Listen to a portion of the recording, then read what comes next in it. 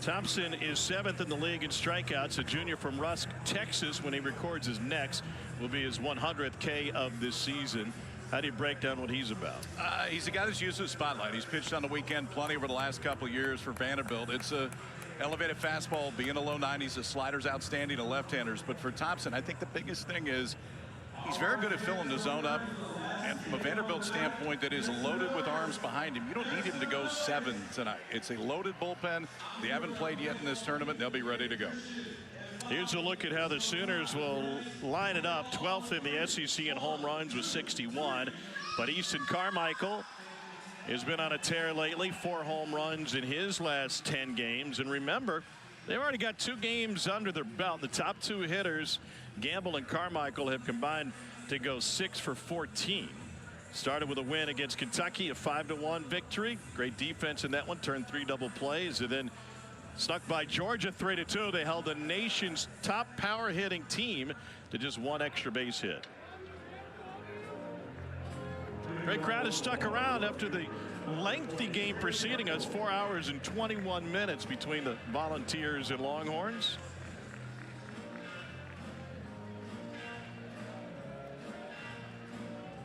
Fourth meeting of the season between OU and Vandy. Vandy went to Norman for the first time earlier this year, as Chris mentioned, and even though they got off to a slow start, took the finale 13-2, got run ruled in game number 2. And the first pitch from Thompson misses outside. Clint Fagan's got the plate tonight. This is Trey Gamble. .298 average and 4 home runs. 3 of those have come in league play. And Thompson fits it in for a strike. 96-mile-an-hour fastball. Against Oklahoma earlier this season, Thompson ran into trouble in the first inning because he lost the strike zone. Bouncer to Riley Nelson, 1 down. He ended up walking 4 in the first inning, gave up 2 extra base hits, including a triple to Jason Walk. And that, with 4 earned in the first inning, was enough for Oklahoma. Sooners held on to take game number 1. They had Kaisa Witherspoon throwing, so that certainly helps. It was a 9-4 OU win. Catcher Easton Carmichael stands in and looks at a breaking ball up in the zone. 1-0.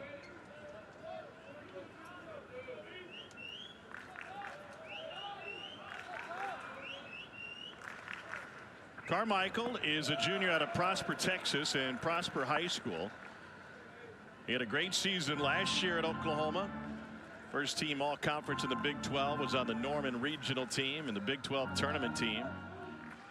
Led the Sooners in hits, and he was great. Hit over 400 in Big 12 play. 1-2 now, couldn't find 95. For Thompson with that fastball, for the most part, he's going to stay away from lefties and righties. It is 2 different breaking balls, and you can tell the difference in velocity. Slider will be low 80s. Breaking ball, the curveball will be high 70s. That's the one he needs. If he can stick that glove side fastball, Tim Corbin's going to be pretty excited, because when he can do that, the plate gets even bigger. Tim Corbin's got 47 SEC tournament wins. Nobody in the history of this event has more. 23rd season as the head man at Vandy. Owns a pair of national titles. 4 times he's won the SEC tournament. Sam Christensen hitting in the 3-hole. He's only got 1 at bat so far through the first 2 games for OU. Sophomore out of Mesa, Arizona. .245 average. Much better against lefties. It's up to .304. Reverse splits, and he loses that fastball 1-1.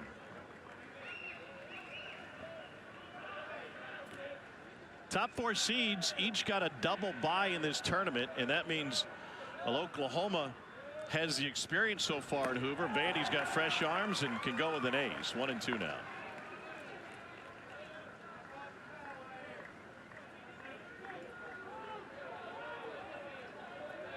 Christensen didn't have a hit in the last weekend of the regular season against the rival Longhorns. Finished 0 for 7. And he's late on that one. J.D. Thompson's got the fastball. He does. And getting the swings where he wants it. 2 strikeouts in the inning. The last on an elevated fastball. And Vandy offense coming up next. Just started against Vandy earlier this year, went 5 2/3. He's 500 on the year with an ERA just north of 7. Yeah, you look at the numbers and they're a little bit misleading because he's definitely had his moments. When he does, fastball elevated is very good. It's an elite changeup. Sometimes can move more than the width of the plate. So based on where he starts, it is definitely not going to end up there. Throws it more to right-handers, but you'll see him use it to some lefties too. Vandy starts it off with Rustin Rigdon. They've shuffled around through a handful of different leadoff guys. Rigdon hitting .357 when he leads off an inning.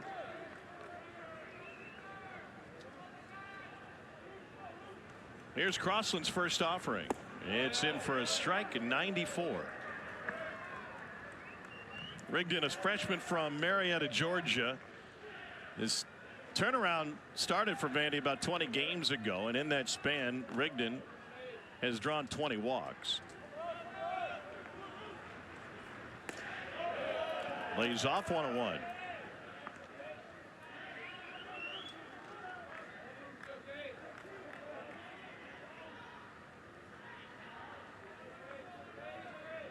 Couple of home runs for Rigdon, one in SEC play. Here's Crossland's 1-1. And this one will find the seats, I believe. Horton gives it a look. Fouled off the changeup. Crossland's an interesting story. He went Division II out of Ouachita Baptist High School in Rockwall, Texas. He ended up at Weatherford Junior College, and he had some velocity, but he admitted, I wasn't a good pitcher back then, but I took the risk. I got in the portal simply because it was there. Ended up junior college, had a terrible fall, then a good spring, put some weight on, added velocity, and he's taken a leap forward. Slider low, 2-2. Skip Johnson has a way of doing that with some guys. He's seen some arms over his years, a ton of big leaguers in his time at Texas, now at OU. He's very high on the upside of Crossland. Feels like he's just now starting to make jumps. Another breaking ball, and that one caught Easton Carmichael right underneath the protector. They got him right underneath the mask as it bounced back up. It looked like it got him in the throat. Yeah. In those old days, they used to have those throat protectors that would hang down, those little pieces of plastic. Now guys don't wear them, and this is the only time it gets you. It comes up and under, and then looks like it got him right on the underneath the mask. Oh, that's direct. Golly. That's a great angle from our camera guys. You don't really understand from behind the plate how exposed a catcher can be in that situation. If that head moves up at all, and ultimately the ball that's down is just that little area that it can get through there. And that was as direct as you can get hit with that coverage in front of it. Carmichael's dad, Darby, was an Oklahoma catcher back in the 90s. Played on a CWS team in '92. Brother Braden pitched at Oklahoma. Mom Julie was a cheerleader. He committed to Oklahoma before he had his driver's license.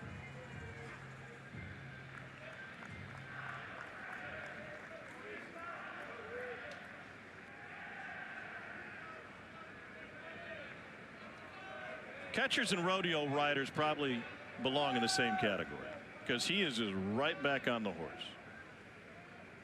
2-2 to Rigdon. And he handles that slider. One down. Skip's been a rodeo too in his time. It may have been in a few of them. It could be. He walked in, bought a ticket, and ended up on a bull at some point. Runner-up just a few years ago, one of the premier pitching minds in the entire country. He had been to Omaha 3 times as a Texas assistant before taking his own team there. And with one down, this is R.J. Austin, and he swings at the first and sends it foul to the right side. Austin's turning it up. He's got a 5-game hit streak. Junior from just a few hours east of here in Atlanta. Been an up and down season for R.J. A lot was expected of him coming into the year. but he had a mid-season slump that threatened to throw everything off track. And he lines this one foul.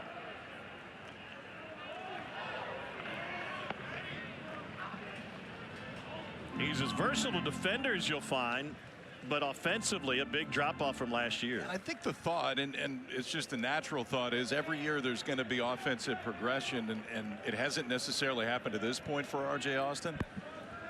One of the leaders on this team, and you still feel at this time of the season like he could go on a heater at any point. Preseason All-America according to Baseball America. Back in early April, things were just fine. He was over 300. In fact, he was at 310 on April 6th. Had a 2 for 5 in the finale against Florida. And then he fell into a funk and went 3 for his next 38 with 10 strikeouts. Part of that was the OU series, 0 for 10 with a pair of Ks, and this one off the cap. But a 5 for 13 weekend against Kentucky. Had 3 hits the weekend prior against Tennessee. Had a 5-hit series against Alabama.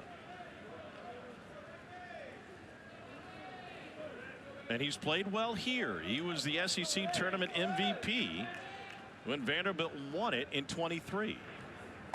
And he chases the breaking ball. Back-to-back Ks. And there's 2 down. Both have been on that pitch, too. Talking about how good the changeup has been for Crossland this year.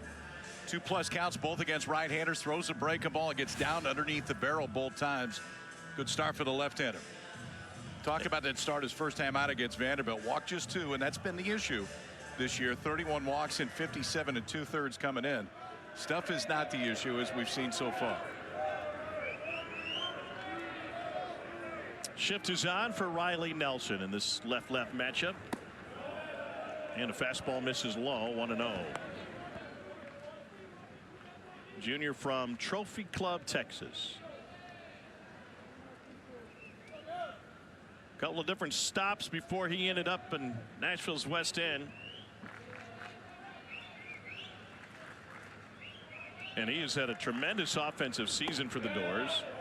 One of 3 players in the SEC who rank in the top 10 in the conference in both batting average and on-base percentage.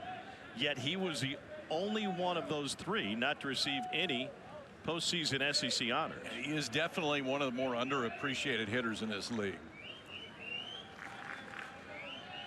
He has reached base in all but 5 games this year. 2-1. Changing up the velocity on those breaking balls a little bit. Well, and you got to have confidence with it. You strike 2 right-handers out and come back and throw it 2-0 right there to steal a strike and get right back in the count.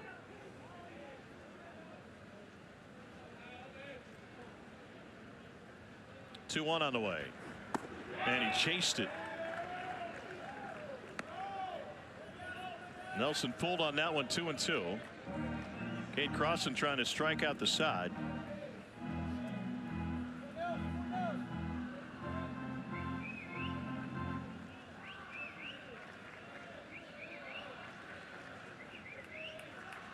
Here's the 2-2. Late swing. Not many comfortable swings from Vanderbilt so far. No, I don't think they're picking it up. And then Crossland's already shown the ability to throw 3 different pitches when he wants to for a strike. There's another guy throwing 95, by the way. Of course. Only had 7 last night in 1 game.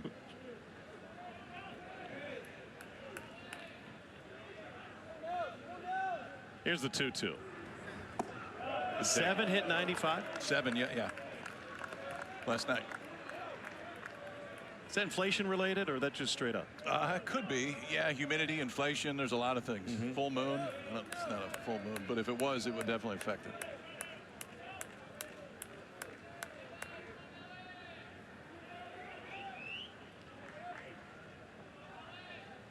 Payoff pitch from Crossland. And it's driven into center field. Jason Walk will jog in a few steps and with a little hop puts it away.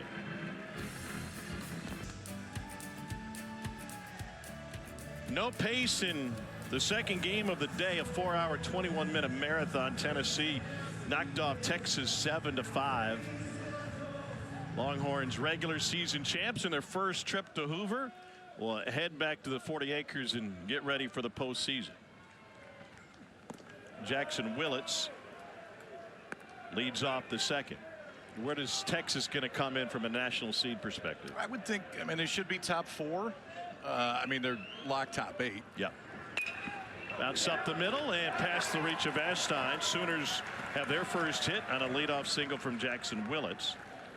And he is now 4 for 5 in this tournament. Yesterday we talked a lot about OU and their ability to steal bags. It's one of the things they've done better than just about anybody in this league. They didn't yesterday and really weren't active in trying to attempt. One thing against Thompson this year, only 7 stolen base attempts, and they're only 3 for 7 in stolen bases. So he's done a very good job of controlling the run game. Now, one note for Vanderbilt, they had a late change. Mac Rose ended up getting the start at catcher as Jason Walk digs in. Colin Bartsey was penciled in to start this game, but is suffering from a stomach bug. And so they're on their second string catcher for this one. And this is Walk, who's from just down the road in Ackworth, Georgia. 8 home runs, 35 driven in. 2 doubles and a triple against Vandy already this season. 3 of his 5 hits against the Commodores in the OU series win.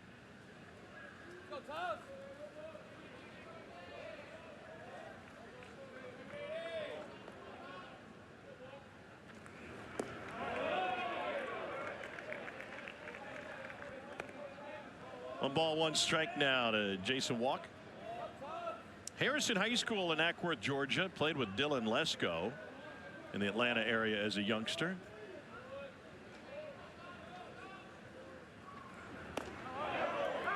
.95 for a strike, 1 and 2.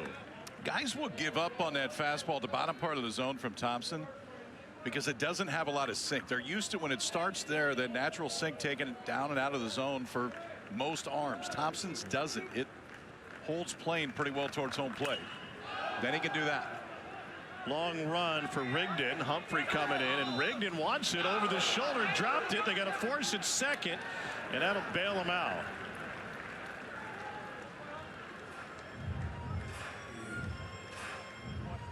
Well, there's nothing Willits can do right here. I mean, you can't even probably see it right at the last minute, but a good job of Humphrey to be there. So the minute it gets away from Rigdon, bare hand, knows he's got plenty of time. Easy throw on to second base, but for Willits, you got to play safety at first, and not a whole lot the base runner can do.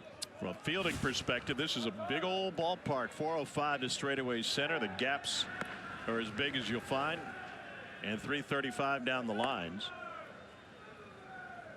It is a very pitchers friendly ballpark, and Oklahoma has taken advantage of that. Georgia came in leading the nation in home runs.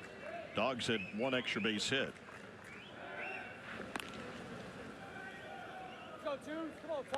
Walk's got 16 bags. This is Scott Mudler, senior from Johns Creek, Georgia.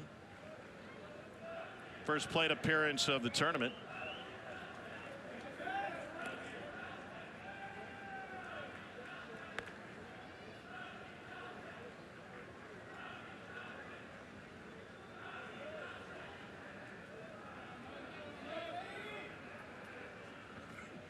Oh, hit him. 7th hit bat of the season for J.D. Thompson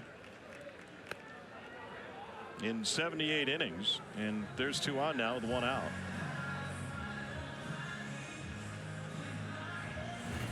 His fastball control at this point has been very good, but trying to elevate right here on that arm side just sails on him a little bit. Butler got those hands started lucky too. It got him on the forearm and not on the knuckles. We've already seen that unfortunate spot once today. So 2 on, 1 out for Kyle Branch, 1 for 7 with 3 strikeouts, and the first one fouled off. Yeah, you were referring to Aggie star Jace Laviolette, fractured 4th metacarpal shaft today. They were able to put the knuckle back in place according to Kendall Rogers. He would be able to return and hit next weekend should Texas A&M continue its run and make it to the postseason. In for a strike to Branch. How about those eggs? Something Things else. pretty interesting right now. Laviolette has the school record for home runs and ribbies.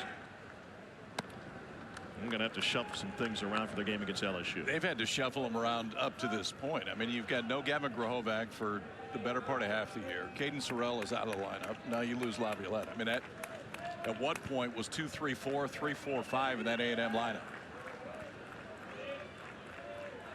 0-2 to Branch with 2 aboard. And the fastball misses high. You were talking about the fastball carry from J.D. Thompson. How does he make that happen? It's just staying behind the baseball. He does a really good job. I mean, this is one of the biggest, I guess, changes in pitching in the last 10 years is that elevated fastball more intentionally, and then the understanding of how you do it. That was a slider that missed, but it's keeping your fingers directly behind the fastball and throwing directly through it. So ideally, it gives it as much pure top to bottom spin as you can have. Allows that ball to carry more. It doesn't rise, but just not to sink as much as a normal fastball would. Scott Brown, the pitching coach for Vanderbilt, and he is a wizard in his pitching lab upstairs. 3-2. There might have been one of the first pitching labs I ever visited and heard all the technology behind it and the studies. It's super cool. I mean, it's like a dungeon. Yeah, underneath the football stadium, right behind the baseball stadium. That's where Scott is most comfortable. It's not the kind of place you go to play cards or watch cartoons. No, you go to work. You do. That'd be a good addition. I'm sure Brownie'd be happy. We just send him a poker table and tell him to put it in the corner just in case guys get bored. Got some expansion going on with the football stadium. Maybe we could work skee ball in. There's some options.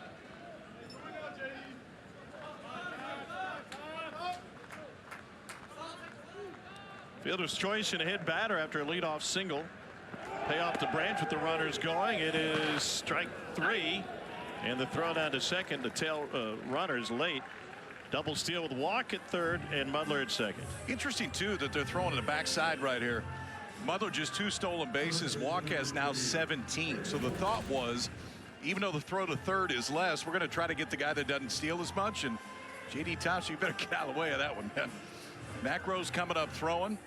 Throw a little bit late in this chaos Oklahoma offense that they like to call it. Often running on a double steal. And an opportunity for Braden Horton, too, in scoring position with 2 down. And J.D. Thompson grooves in a first pitch strike at 96.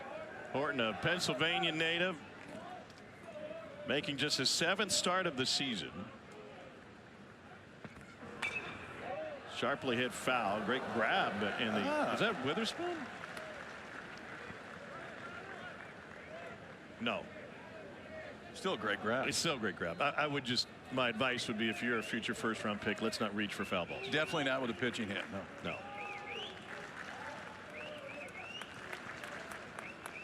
0-2. Did he? He did. And that's strikeout number 4 for J.D. Thompson. Getting into trouble right out of it. Couple of them on. Double steal. J.D. Thompson goes to work. 2 in the first, 2 in the second. 4 strikeouts so far for the Vandy left-hander. And those boys have seen a whole lot of that this year. Welcome back to Hoover. Kate Crossland back on the mound for the Oklahoma Sooners. And Tom mentioned the multiple stops through JUCO to finally get to Norman. And when he decided he was going to go, he posted on Instagram, 3rd time's the charm. And maybe there was a little foreshadowing when he was little baby Cade. There's a picture of him in a little OU windbreaker jersey as a little baby. He does have some ties to the state of Oklahoma. His father, Russell, played at Southeastern Oklahoma State. His grandfather still lives in Oklahoma, will sometimes come out to the game. So, you know, maybe a little manifesting. You get your kid a little windbreaker. Maybe one day he ends up on a mound in an OU jersey. He looked good in crimson as a youngster. Here's Brody Johnston, who fouls the first one off. 0-1. Yeah, it's a really interesting story with Crossland. And for young pitchers and players out there, if you're not where you are, just kind of keep working. Johnson from outside of Chattanooga, Ooltewah, Tennessee. His dad, Russell, was one of his coaches growing up and big-time bodybuilder. And said, let's get in the weight room. And he put on 15 pounds. And after that, he said the velocity followed, and it was kind of amazing. You start pitching well, you get a little confidence, and that confidence begets more success. You know, he's trying to pitch Oklahoma into the SEC semis. And you trust your stuff. I mean, it comes out of your hand differently. There's more conviction. Inside, 2-1. Skip Johnson is a junior college coach at heart. That's where he was before. Was the head coach at Navarro. Won a couple national championships. His son Tyler now the head coach in McLennan JC, who is playing in the JUCO World Series in Colorado this weekend. Popped up to the right side. And Christensen makes a running catch. One down. But he will always take chances on guys that are in junior college because he knows the route. I think he also knows the appreciation when they get to a program like Oklahoma.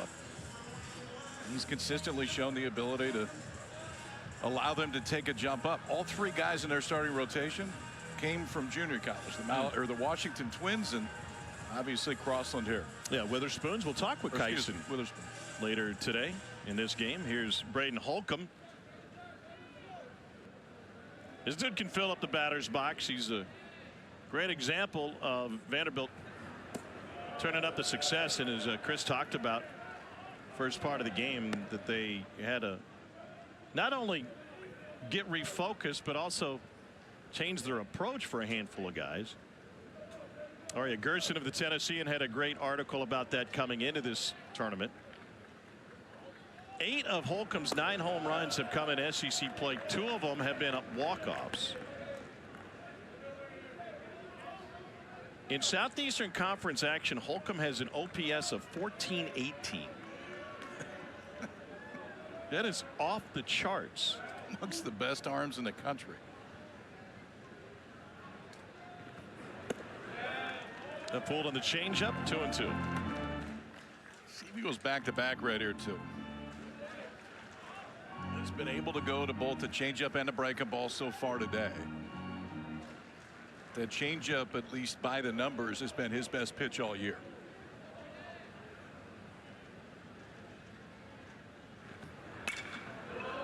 Stroked foul, 2-2.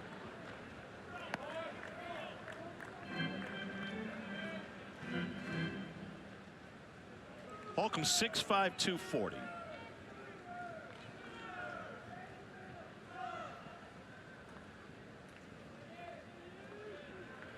Since April 13th, he's hit 8 home runs, tied for 4th most in the conference, and he's driven in 22. He's also had 2 triples at 240 pounds. It's a locomotive on a curve. To the left side, way off the bag at third is Willis. And the throw high, and it pops out of the leather of Horton.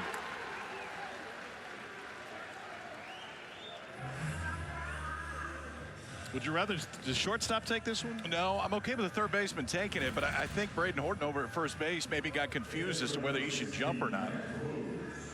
Throw was a little short, and that's, if you're going to give an error on that, I think you got to give it to first base.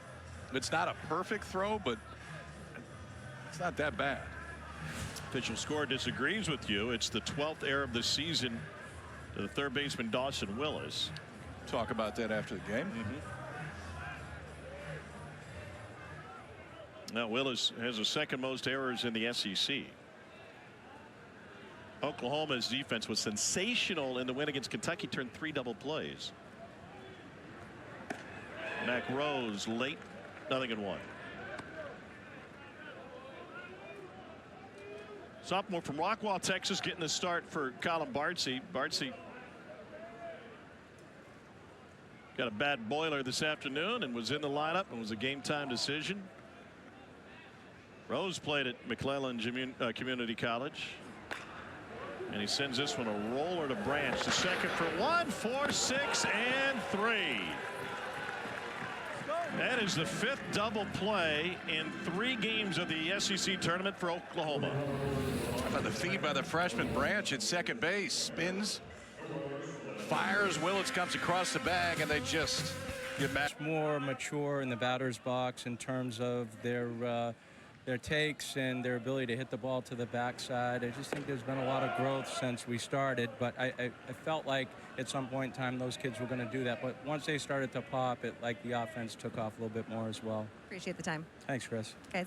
All right, Chris, thank you. This is Dawson Willis leading off the third for OU. And a glove side fastball in there from J.D. Thompson. What is at play for Vanderbilt this tournament? Just how high up the top 8 seed they are. I mean, they're a locked top 8 based on what they've done. You know, I don't know if there's maybe an ego advantage to being number 1, but aside from that, I don't know that the matchup between 13 and 16 is all that big of a difference. Okay. Well, it's a much different scenario this season, especially for the top 4 seeds, than it's been in the past. Vanderbilt won it in 23. And I think they had to play 5 games that year, and they were absolutely torched by the time they got home. They ended up losing their home regional to Xavier and Oregon. And they will, regardless of the outcome of this one or the rest of the weekend, go in with arms that are more fresh than they were last time they won it. 2-2.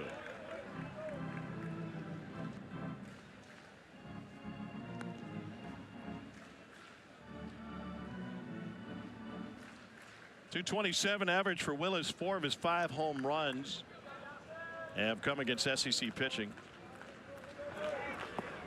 And that's low. 3-2. Willis only hitting .116 against lefties. He's at .261 against righties. Former Division II Player of the Year at LSU Eunice. And late on that one upstairs. 3 straight strikeouts for J.D. Thompson. The pitching's been great all season. The offense has turned things around. As a result, Vanderbilt is #1 in KPI, #1 in RPI, #2 strength of schedule. D1's got him as a 1 seed and the #3 national seed. You rewind a month or so ago, they weren't anywhere near that. It didn't look like that. No, it did not look like that. We start looking at the anatomy of the #1 overall seed in the last decade. The RPI has not been less than 2. It's been either 1 or 2 that's been the #1 overall seed. Doesn't necessarily need to continue, but history would say it made a difference. So the point of the broadcast where we point out the #1 national seed has only won it all twice in the last 25 years. But they're on a heater. Indeed. 1 in a row. Call that a trend. Chase that one in the dirt. 6 strikeout for J.D. Thompson, and that one just barely complete on the throwdown from Rose. So 2 down here in the third. Easton Carmichael due up for OU. Here's a look at the top 8 national seeds as projected by our friends at D1 Baseball. 6 of the top 8 from the SEC. Oregon holding steady at #8, and North Carolina the lone entry from the Atlantic Coast Conference. Breaking ball waved at by Carmichael.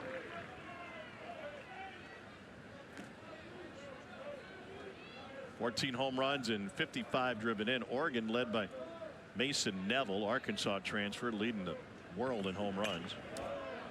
Foul back, 0-2.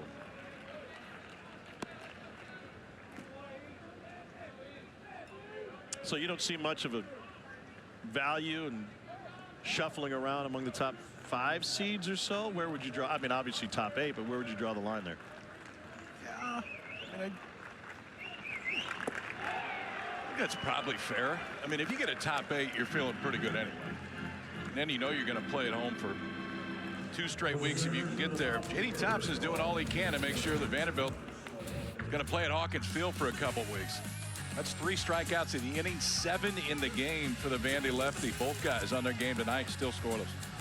In the Bristol Regional, that Maine Endwood Little League team went on to win the whole thing. Yeah, they knocked off East Seoul, first Little League World Series title for a U.S. team since 2011. And nobody had won it in the state of New York since the 60s. Here's Jonathan Vastine. Bastine's riding a 7-game hit streak. In terms of shifting approach, he said he's doing a better job using all fields, and he bangs that one up the middle. Leadoff single for one of the best defensive shortstops in the SEC.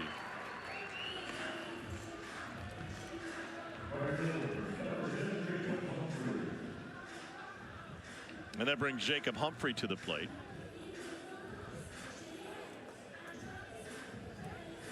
Tim Corbin has boots on the ground in New England, and Humphrey's from Standish, Maine. Started his college career at UMass Lowell.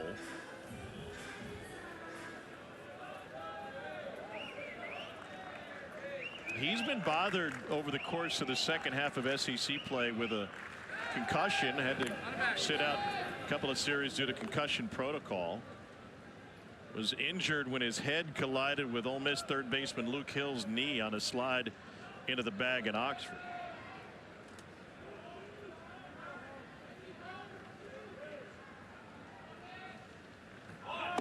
And then it bothered him a couple of weekends later after he struck out against Tennessee, came out of the game. Slowly but surely getting back to speed.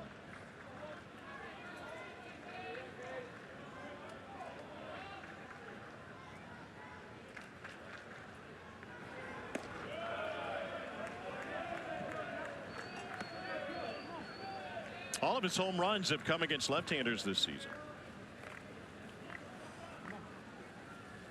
1 ball and 1 strike to Jacob Humphrey with Jonathan Vastine aboard.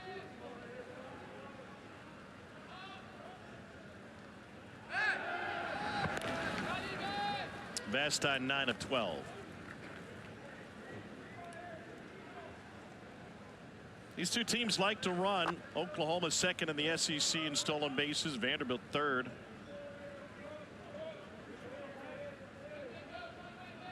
That part plus the power has really made this Vandy offense multidimensional. And Tim Corbin has long been a head coach that can win with different styles. He goes against a lot of center fielders and shortstops. They're always going to be athletic, and they're generally going to pressure you on the base pass.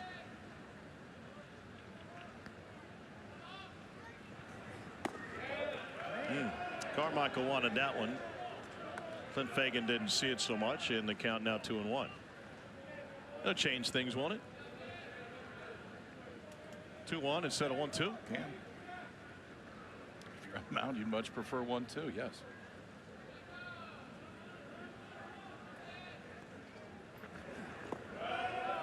And now 3-1.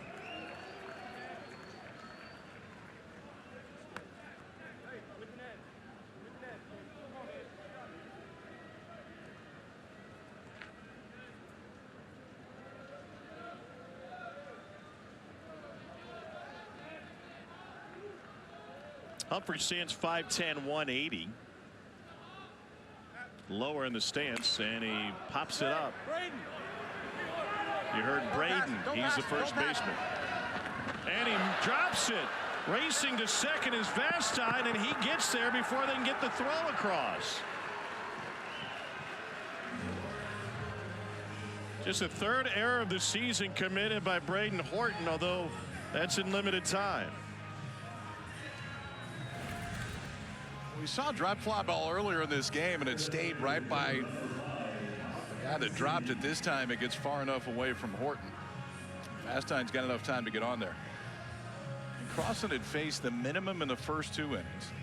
That time 3-1 fastball gets a pop-up that should be handled. You talk about difference between a 1-2 count and a 2-1 count. Dropping that fly ball changes this inning potentially. Pretty significant. There's no wind to speak of at the ballpark right now. And Skip Johnson says, let's talk about it. And Oklahoma defense that has struggled over the course of the season, 95th in the country in fielding percentage. And only 2 teams in the SEC have committed more errors than the Sooners. That was their 53rd. In contrast, the OU's 53 errors. Vanderbilt only has 34 on the year.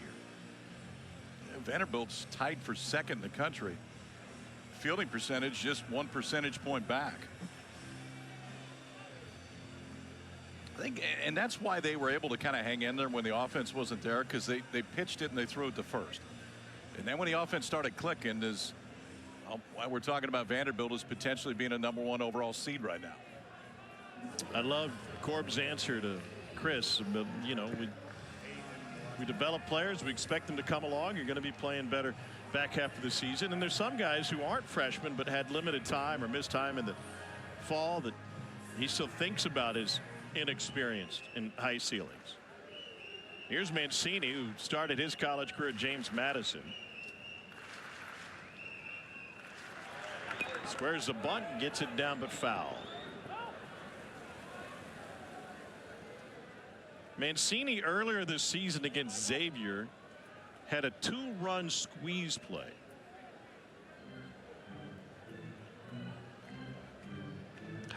You're on skates if you're scoring from second on a squeeze.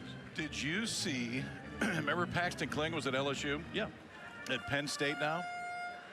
Scored from second base on a sac fly to center. That's like Vince Coleman stuff. He was humming around third.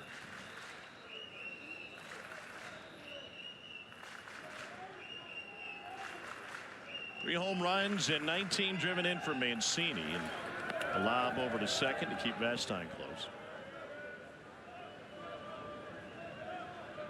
Sooners 2 errors in a game for the 14th time this year.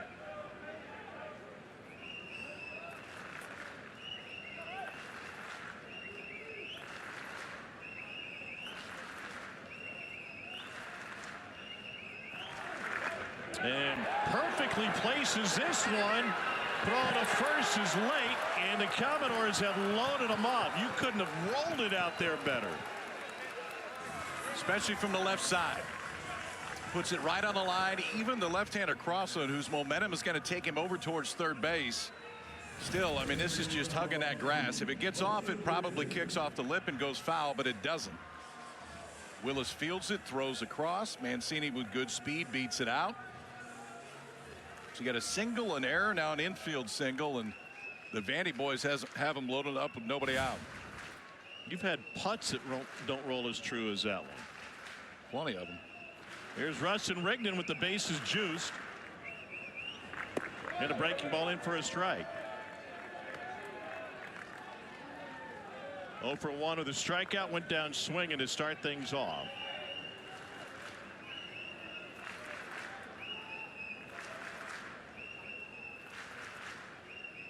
Two for 5 with the bases loaded this season. Chop to the left side. This will get a run home. Off balance throw in time from Willits. But Vanderbilt's on the board as Vastine scores.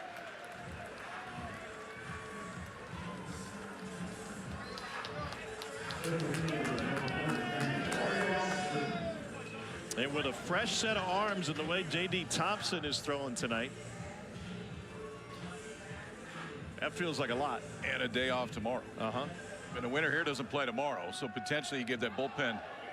You can maybe use a few more guys or go a little bit further today than you otherwise would, because you know with a win, well, I guess, or a loss, you got tomorrow off. Austin fouls the first one off.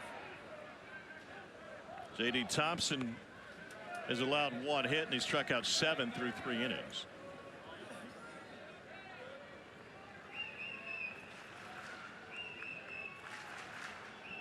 Austin struck out in the first.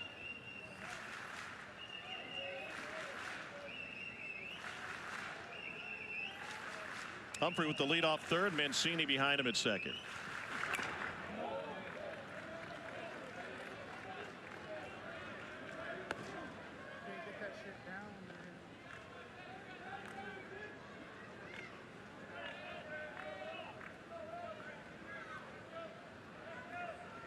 Back in 23 in this tournament, Austin went 7 for 18 with a home run, a couple doubles, and drove in 5. He was an opening day starter as a freshman for Vanderbilt.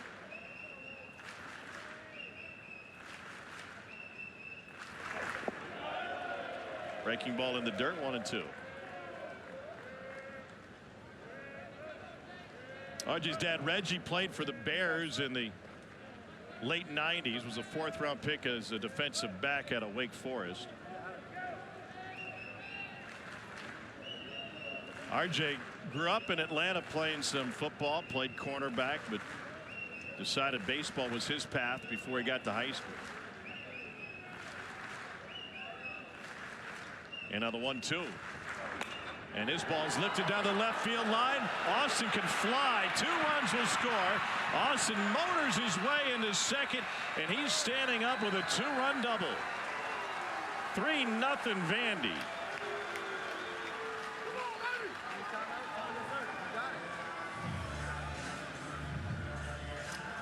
It was interesting the way that they had Austin positioned in the outfield. Trey Gamble, the left fielder, was pushed way over into the gap, and you can see they're playing the opposite way in center too.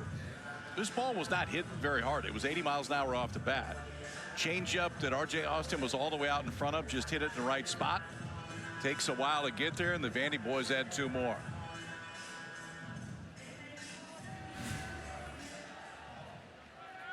$15 double on the year for Austin.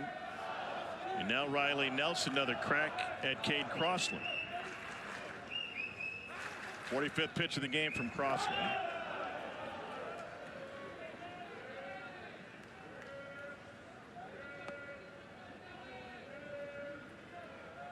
He's 56 average with 7 home runs.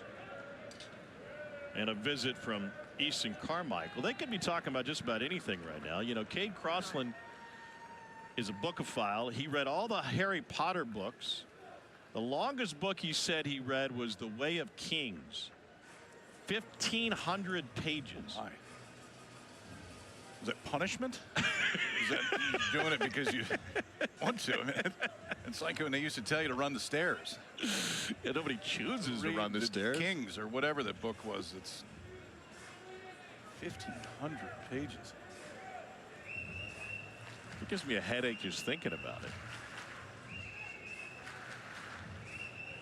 Crossland had him off balance the first couple of innings, but things have turned around here in the 3rd.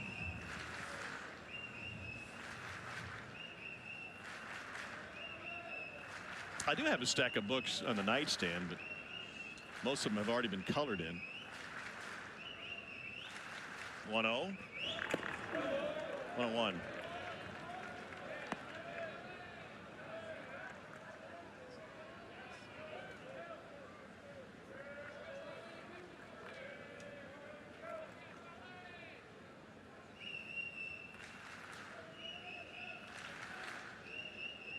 Defense behind Crossland hasn't done him any favors so far tonight. And there goes Austin. Pitches in the dirt, and he's got a bag. SEC best 22nd stolen base on the year. That's one of those situations too where Tim Corbin's just putting R.J. Austin on his own. Like, you see what you like, you get a jump, go ahead. And it wasn't because of the lead. The lead wasn't that big. But ultimately out there enough, and there could be within a scouting report some tells that Crossland has when he comes to the set position. Austin at third base, 1 out, forces OU to bring that infield in.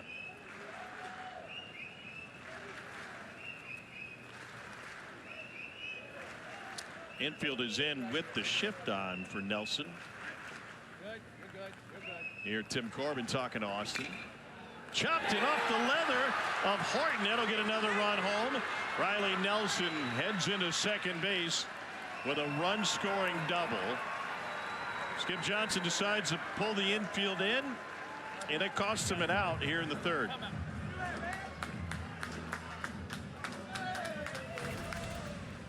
You can see where Horton ends up, and it's a slider that's out away from Riley Nelson. A top spinner when he gets on top of that ground ball. Just hard enough in front of home plate to pop it over the head of Horton. Down at first base, Austin scores easily, and it's a 4-run 3rd for Vandy.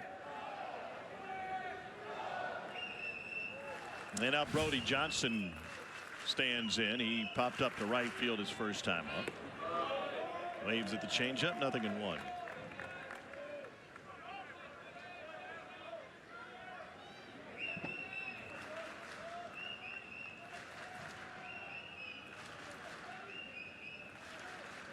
Sooners held their first 2 opponents in this tournament to 2 or fewer runs. They haven't allowed 2 or fewer in 3 straight games this season.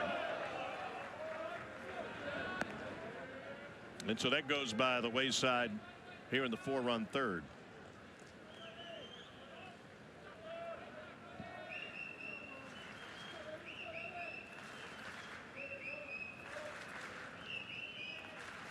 One from Crossland. Popped up right field. Christensen ranges back. Catch made. Tagging from second is Nelson. 2 down.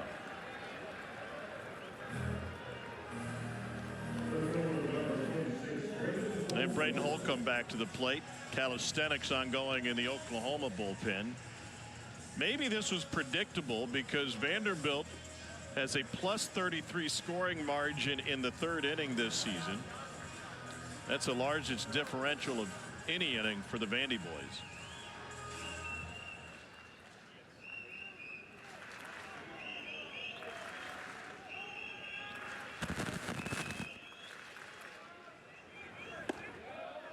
And for a strike to Holcomb.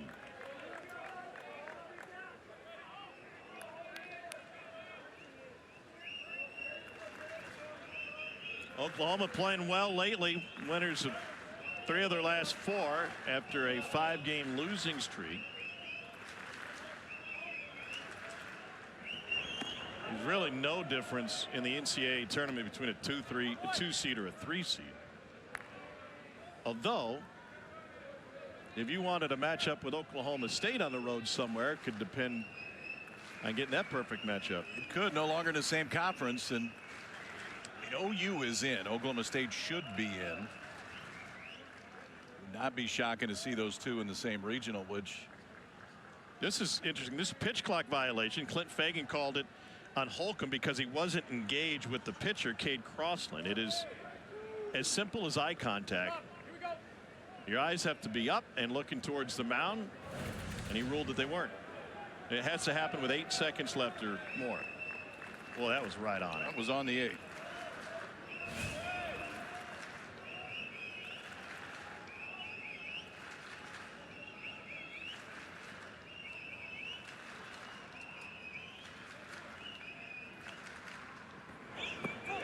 And it goes down swinging. Holcomb not happy, but Vandy should be.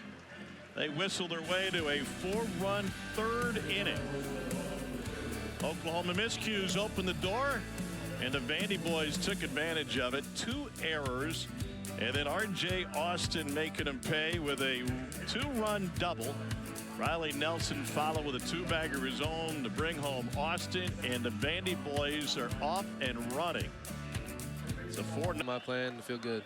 You came out of high school, went the JUCO route before you made your way to Norman with your brother. Yes, what was it about that path? Why was JUCO the right way to go for you guys coming out of high school? Yeah, out of high school, I think just my whole mentality was a bit different. I wasn't a big fan on the school route, but going that 1 year and seeing how much better I got just under the instruction at the next level, just seeing how far I came there, just the idea of going to college for a couple more years didn't sound that bad to me, especially going to see Mr. Skip Johnson, the guru. Love that guy. He's helped me in so many ways. So, Kaisi, we talked to Skip yesterday. Yes, sir. And I asked him a question just to explain you from a pitching standpoint, everything else. And the first thing that he said was he mentioned your humility, which when we talk to pitching coaches about guys that are going to the first round, that's usually not what their response is. What has your relationship been like with Skip, and how have you grown since you've been there? Oh, it's been awesome. Like, even just baseball side away, he's helped me in countless ways there. But, like, just off the field, just trying to keep me right, keep me in the right path, just keep me on a good path. You take you hunting yet? No, I need to. All season, I'm going to come back up here, and I'm going to see him, like, after the draft, wherever I go. I'll try to spend some time with him up here, just outside of baseball. 2-0 to Jackson Willits. Now, one of the things he talked about and bragged on you about was your adaptability and the ability to, for example, the changeup, like to add the changeup and perfect it in season. Walk us through, and I think it's especially helpful for younger pitchers, what that process is and how you can add such an impactful pitch, or at least perfect it. Right. Yeah, I mean, just add another pitch to the arsenal. It's always pretty hard. The first few times throwing it doesn't feel very good, but once you get that one, you get that feeling kind of ingrained in your hand and your mind, just trying to keep throwing it over and over, get more comfortable with it. it's a hard process, but it's something I love. Kyson, I want to go back to your 8th grade year. You said you got cut from your 8th grade team and you had to get back into swing. What did you learn about that experience that's kind of propelled you into the player that you are today? I think that whole experience, just me not making the team, wasn't something with my baseball ability. I think it was just the way I carried myself at that age, and the coach didn't really agree with it, he said. So, I don't know. I think I turned out pretty good. Yeah, you did. You and your brother attribute a lot to your mom, who you were raised by a single mom, and everything that she did to provide for you. Moves to Oklahoma to be close to you guys. And what has her commitment to you guys meant, and how much has that kind of motivated you to want to give back to her with how much it takes to, you know, be able to play baseball through high school and into college? Yeah, man, it's unreal things that she's done for me, and just seeing all that she still does. She's driving the games, 10-hour drives. She's not missing a single one this year. Just being able to see her take care of her son. We got a nephew in our house too. Just all the sacrifices she's made. I go out on the field all for her. Hit batter for Christensen, then a walk to Willits. I want to go back to, you know, picking up that changeup. Do you consider yourself like analytically motivated as a pitcher, or are you just, hey, you put the sign down and I'll throw what you give me? Yeah, I feel like I'm pretty much that way. I try to be as simple as possible. I trust our pitch calling, but if I see something thrown down that I don't like, I'm not afraid to shake it. But just numbers, not really for me. I'll take a look at some video every now and then, see if it's coming out right. Then I'm like, that's good. I'm not looking at it again. So let me tell you a secret. Your numbers are really good. Thank you. So you don't need to look at them. Thank you. I can just tell you they're really good. Hey, I mean, I would assume you played with your brother the whole time growing up. Yes, sir. Now you're playing with him on one of the biggest stages. When you're in the dugout and he's on the mound, what is that like watching him? Man, it's hard. It's hard to be out or just watching him. I'm so much more nervous watching him pitch than when I'm out on the mound. Just, I'm hoping everything goes perfect for him the whole time. Just, I know he's going to go out there and compete his butt off, and that's all he can ask. How similar are you guys mechanically? I think pretty different. I got kind of my shorter arm path just from me coming from being a shortstop growing up, but I don't know. We grew apart in some ways. We had the same kind of blueprint starting, same coaches growing up. That one kicks all the way up the line, and a wild pitch allows Christensen to go to third and Willits to go to second. By the way, I'm going to circle back here. You mentioned that you weren't on the team in 8th grade. There's some philosophical differences. You ever run into that 8th grade coach, or does he DM you and say, hey, congrats? Nah, I haven't heard nothing from him, but I remember in high school I was committed to the junior college. He shook my hand, said good job, and that was kind of it. I didn't really have much more to say to him. I understand that. There was a guy named Jordan that got cut from his high school basketball team, too, and it worked out. Yeah, I wonder how that guy turned out. But yeah, he did okay. Buddy, we love watching you, man. Thank you, sir. It's going to be fun to follow the journey and see what happens, and hopefully get to wear that uniform for another month or so. Yes, sir. Thank you very much. Kyson, thanks. Kyson Witherspoon, Oklahoma ace, and if they win, I presume, I didn't ask Skip about it, we see Malachi tomorrow, or after the day off. Malachi may have his spikes on. It's not out of the question that we could see him later on tonight, depending on circumstance. Dribbler to third is a productive out. Scores Christensen, who had reached on a hit by pitch, and Jason Walk's got his 36th ribby of the season.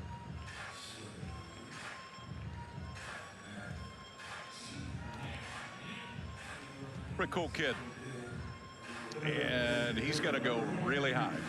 I think the last projection, Kylie, had him going 10th overall. I don't think there's any way he makes it through the first half of the first round. I mean, it's the difference. He walked 40 last year at 80 and a third. This year he's walked 20 in over 90 innings. The control component, stuff has been there. There was a ton of swing and miss last year.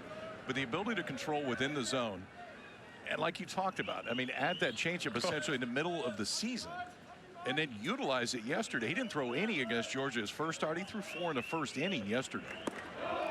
Scott Mudler watches as that one goes low, 2-0. I was thinking about his performance last night relative to what we saw from Liam Doyle in a final series on the road at Arkansas. Doyle fastball first. Arkansas was able to jump on the fastball, and he had a hard time then kind of finding his rhythm after that. Witherspoon said, forget it. I'll just pitch backwards from the jump, and I'll hold my other stuff till later. Yeah, and I think that's probably a conscious decision going into the game. You just saw him a few weeks ago, and they're going to have the book. So ultimately, we'll show him a little something different. I think Brother's giving him the business right there too about the interview. 3-1. By the way, it's a 98-mile-an-hour fastball. Like you could throw it at any time. He's fun to watch, man. It's the first time I had seen him in person. I'd seen him plenty on film, but it's a little bit different to see him in person. There was not a lot of comfortable swings. J.D. Thompson has hit 2 batters tonight, and now a hit batter and 2 walks here in the 4th inning. What has changed for the Vanderbilt A's? Fastball control in the first 3 innings was great. I mean, the only one he really missed was the pitch that rode up and into Mudler that hit it. Besides that, the fastball control was outstanding. He struck out 7 and was getting ahead of guys. I mean, first time through the order, he went 2 strike on 6 of the 9 guys. That hasn't been the case here in the 4th inning. Second time around, a little bit different look. We'll see if OU can take more advantage. Kyle Branch 0 for 1 with a strikeout looking, and Thompson just misses the edge.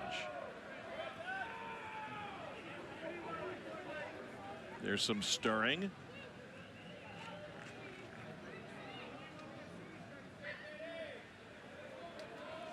.60 pitches in for J.D. Thompson. And upstairs, you mentioned earlier Malachi may have his spikes on, and you could see him out of the bullpen today. Really interesting format that I think everybody's getting used to.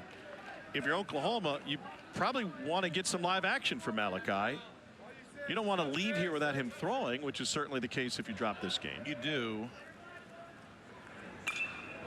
I think the other thing, and we touched on it a little bit earlier, you get tomorrow off. I mean, Oklahoma's played 2 full games coming into this. Vandy hasn't been on the field. And so the bullpen situations are a little bit different for Skip Johnson. If you utilize a few guys tonight, Malachi can be one of them. Doesn't mean they're done for the weekend at all when you get an off day tomorrow.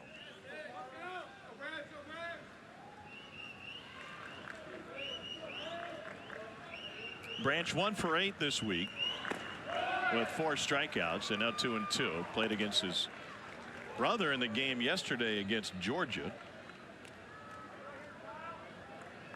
Older brother Colby. 2 of 5 brothers in the Branch household. Guessing there may have been a couple of broken lamps growing up. And he goes in swinging a 94. Thompson right back into it with his 8th strikeout of the game. When you get to plus counts, guys are going to chase pitches like this a little bit more. And for Thompson, who had missed high arm side with the fastball numerous times so far in this inning, but 2 strike, it's down a little bit. A spot where you're going to get an offer sometimes from the right-handed hitter, and he's now struck out Branch both times.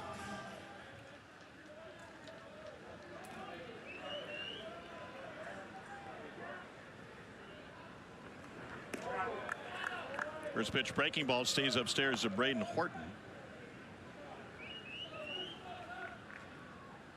Only the 7th start of the season for Horton. He is 0 for 5 on the year against lefties.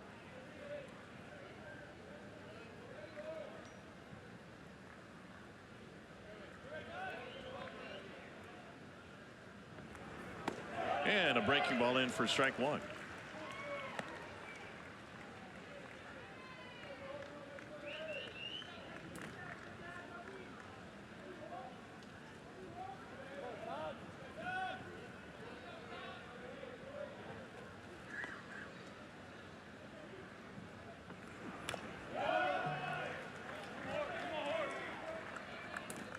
This is only the 17th at bat in SEC action for Braden Horton.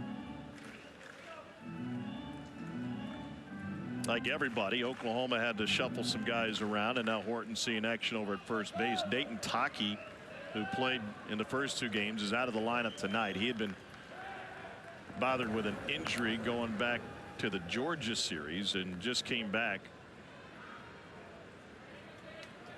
He and Horton share time over at first.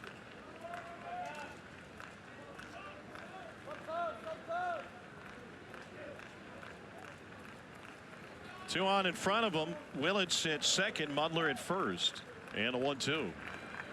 This one gets all the way to the backstop.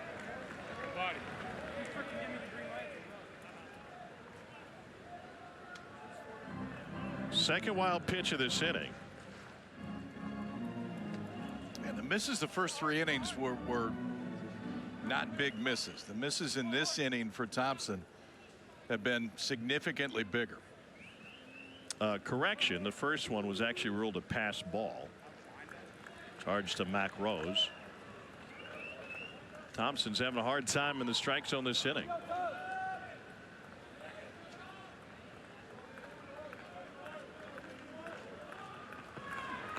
Slider pulled foul right past Todd Butler. Butler's been around this league for a long time. Oklahoma's first base coach. This dude can recruit a little bit. Did it for a long time at Arkansas, head coach at Wichita State. Sure, him and Skip have crossed paths plenty of times in Motel 6s in tiny Oklahoma towns. We'll leave the light on for you. Horton into left field, and Holcomb's got it. But Oklahoma gets a run across without the benefit of a hit. 2 stranded. For 100 and A&M. By the way, see Cade Anderson on the mound for LSU, their ace. He countered by A&M's Miles Patton. A&M without Jace Laviolette. Here's Mac Rose.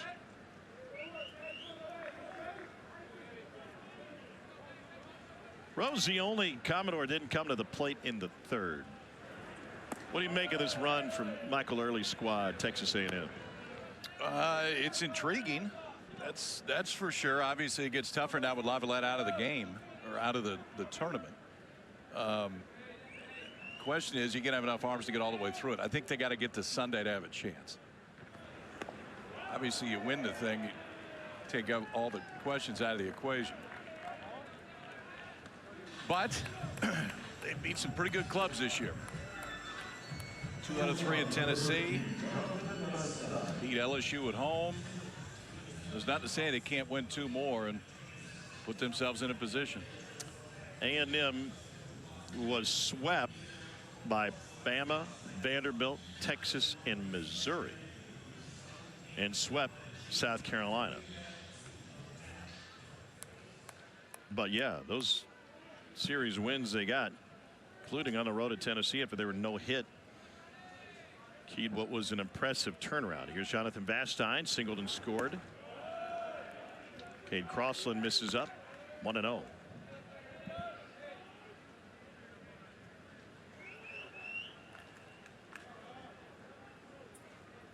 Vastine now has an 8-game hit streak after his 3rd inning single.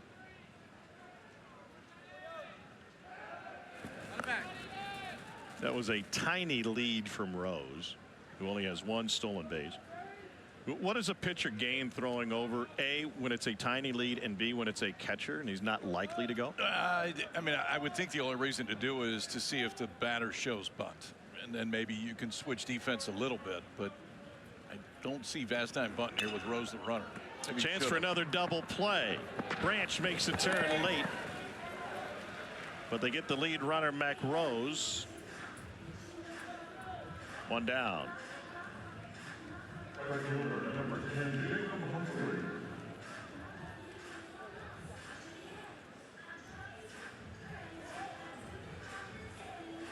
This is Jacob Humphrey.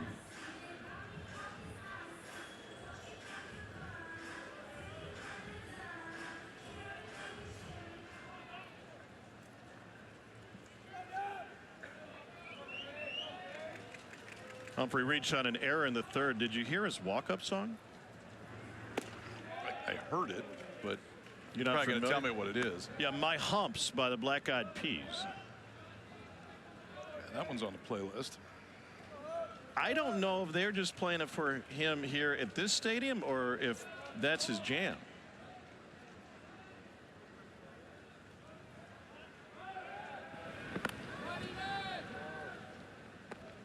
I had you as a Black Eyed Peas fan, not so much.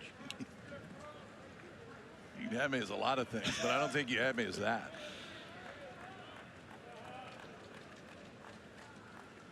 If you had Fergie on your bingo card, congratulations. 0-1 to Humphrey.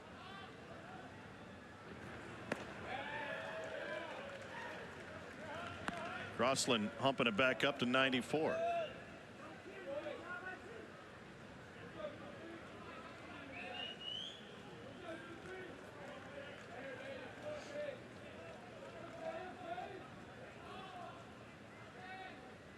If you knew the song, you'd be asking, what are you going to do with all that junk? But you don't. That's probably why I didn't ask. Now, folks on the couch that are feeling it, no. And maybe that's why Jacob Humphrey picked it.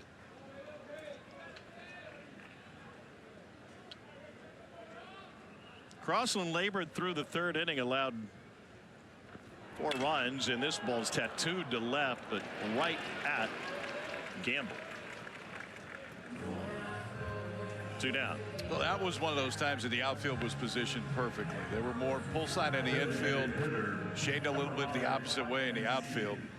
Gamble had to take about 2 steps to make that play. What do you think are on those cards? I mean, obviously not Fergie lyrics, so what do you learn from it? I think it shows you tendencies of the hitter based on left-hander and right-hander. And they can make adjustments in the dugout, too, if they need to.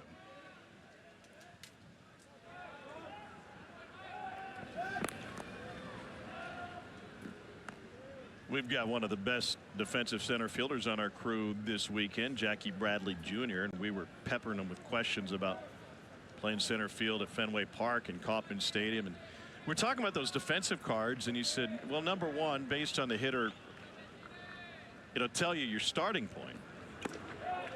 But then Jackie said, but I didn't really have to follow the card. Creative freedom. That's right. For Jackie.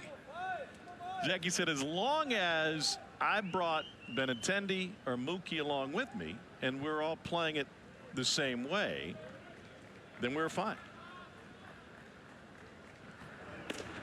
0-2. That's an outfield you're not too concerned about giving fly balls up. You know, those 3 guys running it down. Speaking of Benintendi, SEC Player of the Year when he was in an Arkansas uniform. One of only 2 in the second. There's current shortstop Ahiva Aloy.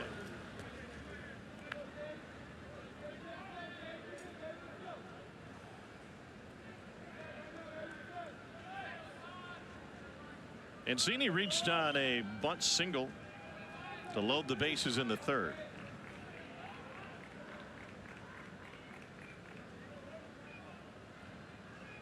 Pitch out.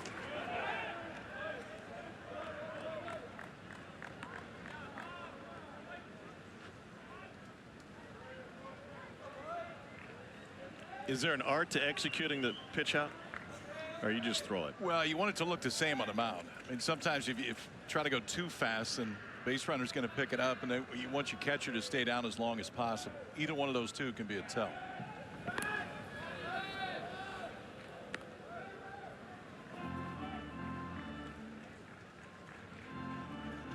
Don't see him very much anymore.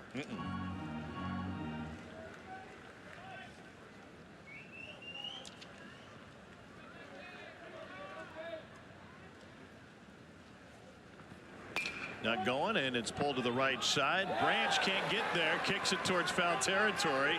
Vastine hesitated. Now he advances to third.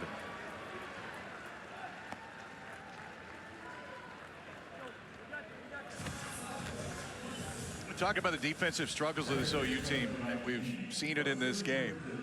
2 errors up to this point for Branch that gets OU off the fielding field. It's not an easy play. I mean, he's going glove side. You got to worry about whether or not it hits the lip of the infield before he gets to it, but off the heel of his glove up in the air.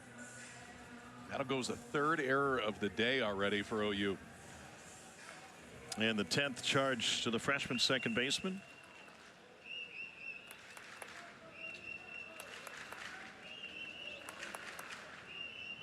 Here's Rigdon. A strikeout and a ground out. And he gets hit by the pitch. And Vanderbilt has loaded the bases again. And it's the bottom of the order that's getting it done to accomplish this. Looks like that'll be the end of the line for Crossland, and Skip immediately goes to the bullpen. 68 pitch outing for Kay Crossan. We'll see who the new Sooner will be coming out of that OU bullpen. Gavin Jones will replace Crossan. Give you his particulars after this. He did hit a couple. And he hands it off to Gavin Jones, sophomore from White Oak, Texas. 1-0 with an ERA of 6. This is his 20th appearance of the year. Pretty fastball heavy, and the control's been very good. Fastball will be low to the mid-90s. Fastball changeup, slider to righties. Pretty much just fastball, slider to lefties. We talked about the difference between these two staffs just because of the workload that has led up to this point. This OU's third game, Vandy's first at this tournament. The defense just didn't do Crossan really any favors tonight. Ended up getting out of that inning, but this miscue changed the entire third. Would have been first for Guy on first with just one out. Instead, that's when the floodgates opened, led to 4 Vandy runs in that third inning. Now Crossan gets chased here in the 4th after another error. And it occurs after Oklahoma had pushed a run across in the 4th and otherwise made J.D. Thompson look fallible for the first time. Now Thompson close to getting a little bit more cushion. Bases loaded for R.J. Austin. Inside.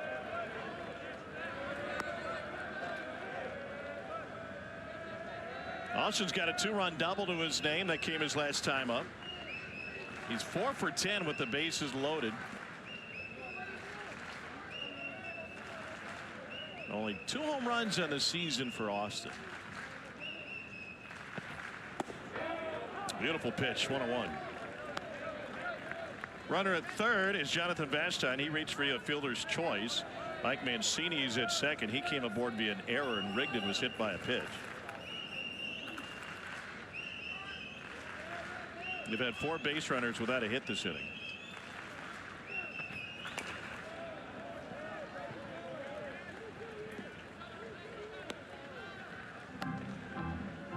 Is the double bye too big an advantage? No, I don't think it is. Not in a league like this. ACC has the exact same format for their 16-team league. I like it. I think you finish top 4 in this league, you earn the right to have a significant advantage in this tournament. Everybody still has a chance. It just is a lot tougher when you got to play on Tuesday. Chopped off the plate. He can move. Charging Willits throws late, a run home. Austin is driven in 3. Drawing Vastine home from third with the infield single. It's kind of like the last time up too. I mean, he just hit it in the right spot. For Austin on that one, you can put that in your pocket. You're not throwing him out when he gets moving that quickly down the first base line. Another RBI keeps the line moving. Bases loaded here for Vandy yet again with 2 outs.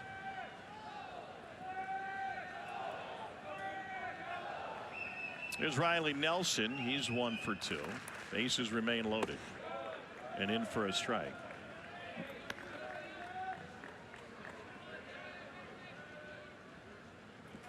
There was very little separation between third place in the league,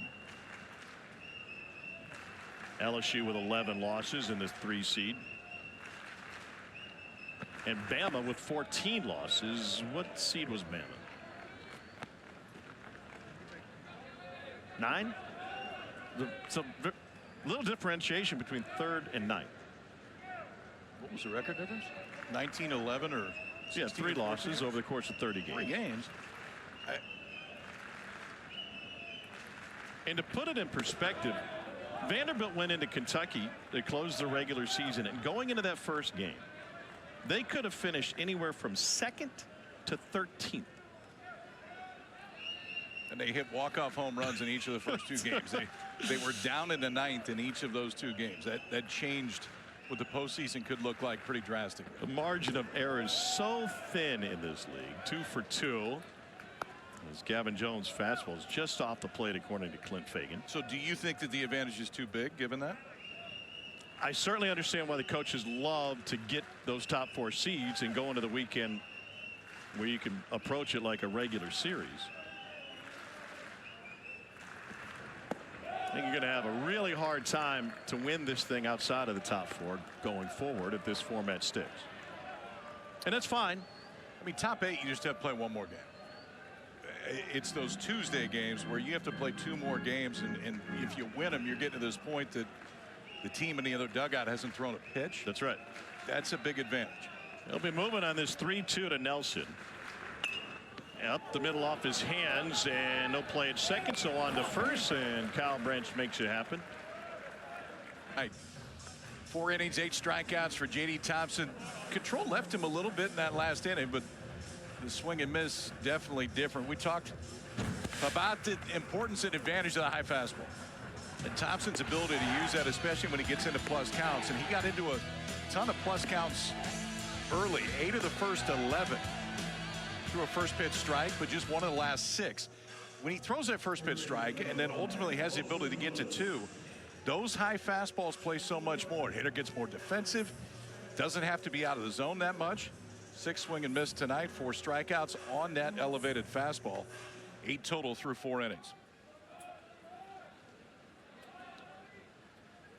They'll start with Dawson Willis, and the breaking ball misses low. You mentioned the 8 Ks. Thompson is looking to become the 5th Vanderbilt pitcher to get double-digit strikeouts in an SEC tournament game. You may have heard of those 4 guys. Big guess. Yep, go ahead. Sonny Gray in 2009. Kumar? No. Leiter? Nope. Done guessing. You're done. David Price in 07, K'd 11 against Mississippi State. Jeremy Sowers 10 against Georgia.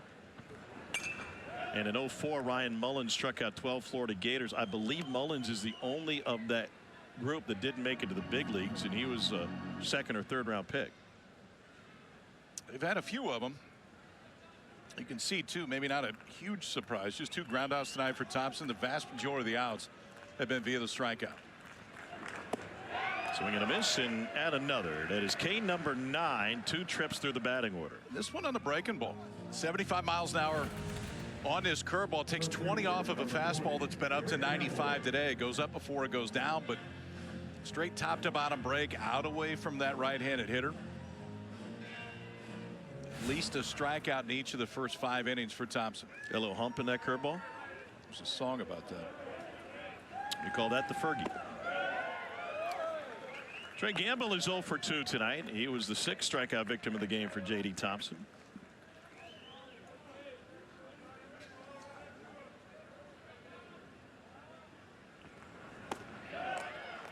And he's quickly down to the count, 0-2.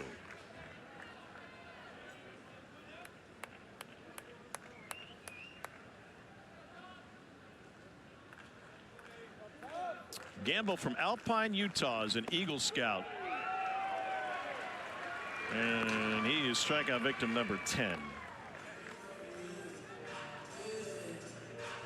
It's not exactly where Thompson wanted to throw it, but it's the reaction that you get from hitters on that breaking ball that starts in and off the plate because they give up on it.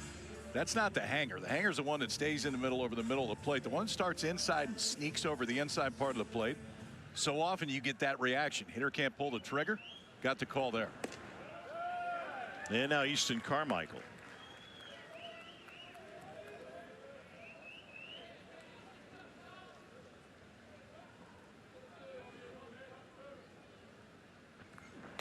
And Carmichael sends a shot into right field. Layout attempt knocked down by Humphrey. Hard hit 2-out single from Easton Carmichael.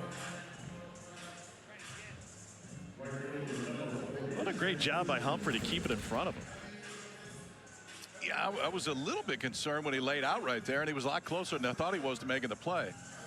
Now, R.J. Austin's center field was flying to try to back it up, but it's at least a double if it gets past Humphrey, especially there with 2 outs taking a chance, but can't make the play, keeps it in front, holds Carmichael to a single. Here's Sam Christensen. Breaking ball low and away. Christensen's dad, Jason, played for 11 years in the big leagues. He's from a town called Elkhorn. Elkhorn High School. I didn't know that. We went to the same church. Really? I'm not And making you that didn't up. know No. that he played 11 years in the big leagues? Bethany Lutheran, 204th and Maple. Just ask him. I had no idea. I now know that. Well, Sam was in the dark, too, about the Oklahoma-Nebraska rivalry. He said he didn't know anything about the rivalry until he called his grandpa and said, "I'm committed to Oklahoma." Grandpa's response, "Are you serious? I don't like Oklahoma." Sam was born in San Francisco, and his dad, Jason, was pitching for the Giants. Big old left-hander. Pitched for a long time for the Pirates. Maybe you just didn't go to church often enough. Apparently not. No, I went to church. I didn't know this was Jason's kid. I got to see if he's here.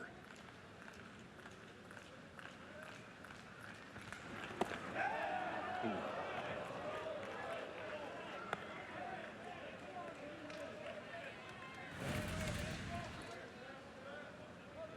Watch Mac Rose start outside that one too. He's not going out and getting it and bring it back in. Starts outside that fastball, and one movement tries to bring it back and make it look a little bit better.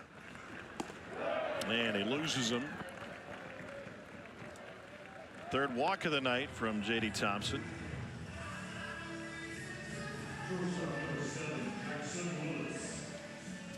And they'll bring Jackson Willis up.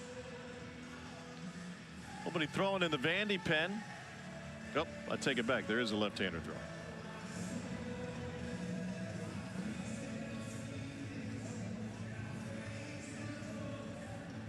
Thompson's sitting at 85 pitches.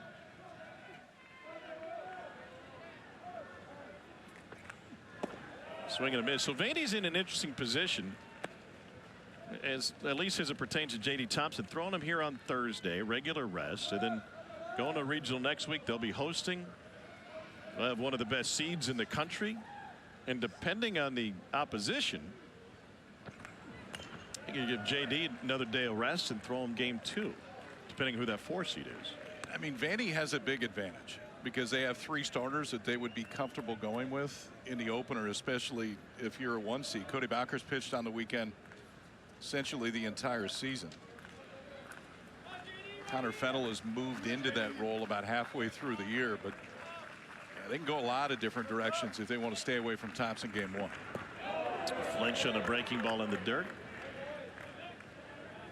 The Sooners have some 2-out magic here.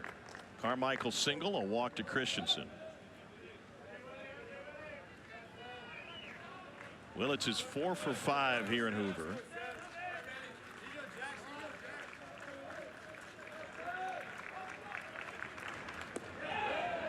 Just off the plate with the curveball, 2-2.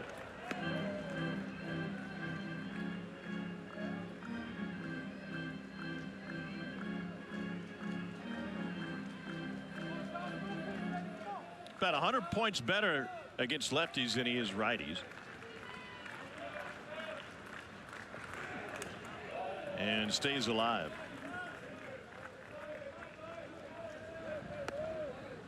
Three home runs for Jackson Willits in SEC play. One of them came against Vandy.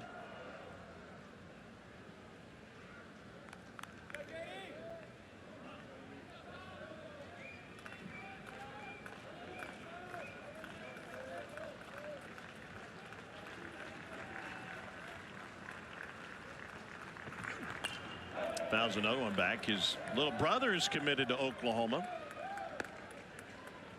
Brother Eli, he's the youngest draft eligible prospect in this summer's draft, and probably will follow a similar path that Bobby Witt did. Bobby Witt was committed to OU, instead signed with the Royals for $7.8 million. Eli projected to be as high as the 1st or 2nd pick in the draft here in a month and a half.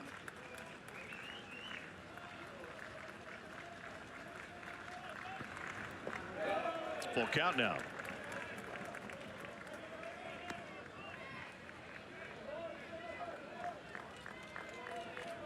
Jason Walk waiting on deck. An extra base hit in the first matchup of the season between these two teams. Stroked a triple in the opening frame. Sooners trying to string some together here with 2 down. Here's a 93rd pitch from Thompson. Curveball pulled foul.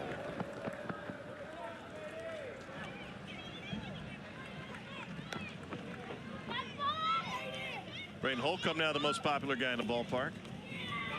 Oh, that's a great grab in traffic.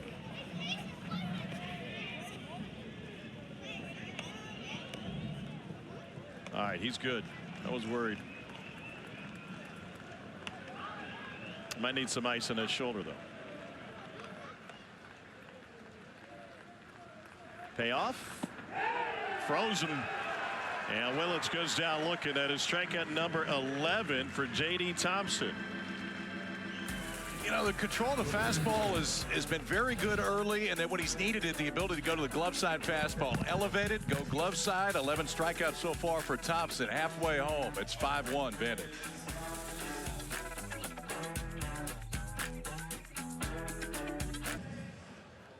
Brody Johnson leads off the 5th inning. Twice he's popped up the right field. Gavin Jones skips one in, 1-0.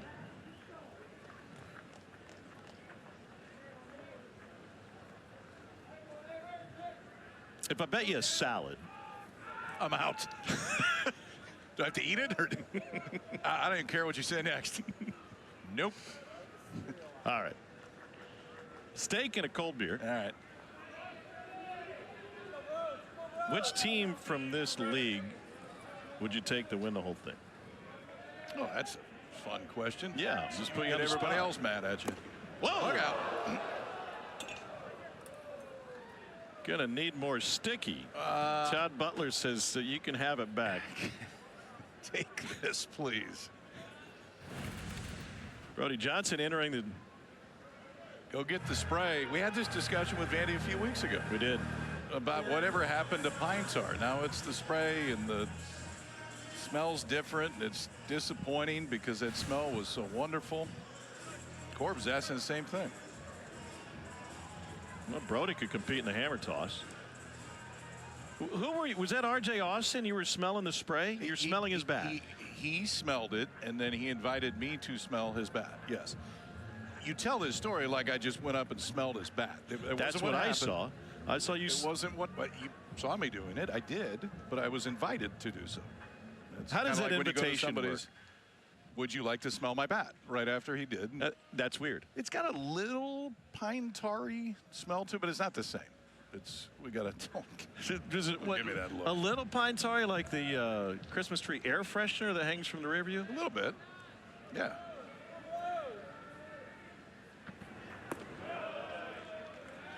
The evolution of pine tar, right? We went from straight pine tar, then to the rag, and then to the stick. And now Old school rag where you sprayed it on, those were the good days. 0-2 to, pardon me, 2-1 to Johnson. Wasn't it in like almost like a shampoo bottle, and you just Yeah. onto the. What? I was a terrible hitter, but I had pine tar all over my bat and any other one that I could grab. Do you ever offer your bat for someone to smell? I didn't. No, I didn't. RJ's much nicer than I am. How many big league at bats did you get? I don't know. Probably Google machine that. Not a lot. Well, how many hits did you end up? You probably know that, top of your head, right? 4. I was hitting 500 at one point. Chop to the right side, and that spins foul. A Massey for that one. Johnson will return. 2 hits my second game. I don't remember who it was. It was against Marlins. I got a hit off of Stan Belinda's shin. And a double against the Cardinals with a pop-up slide. We got you at 4 for 27 on your career. You could have just said 4. Sorry. Back end of that's not necessary.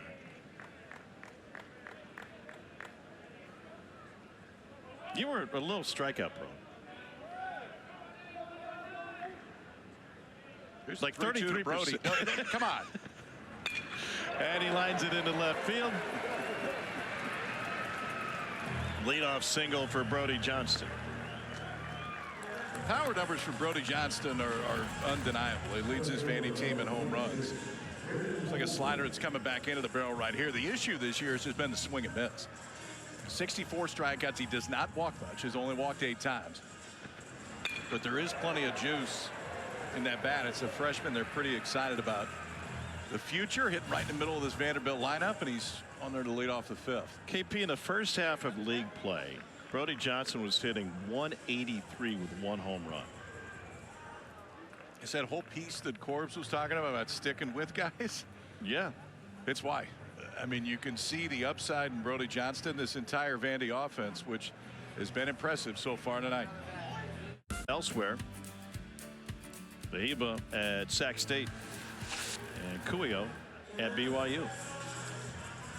Jason Bowden now leads the SEC in appearances. This is his 29th, 2-1 with a 5.89 ERA.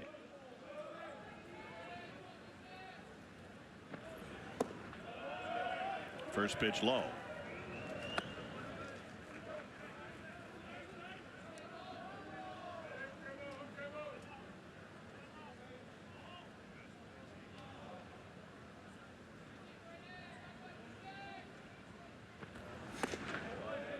Back with 95, 1-1.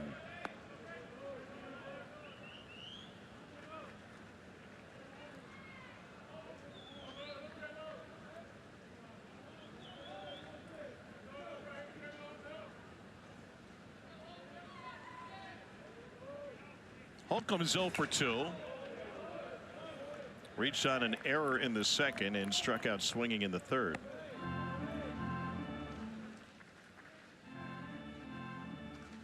The Vanderbilt team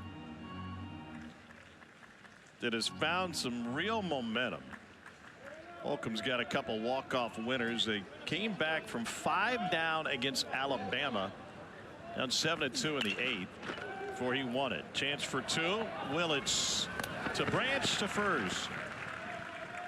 103 off the bat of Braden Holcomb, and it turns into a 6-4-3.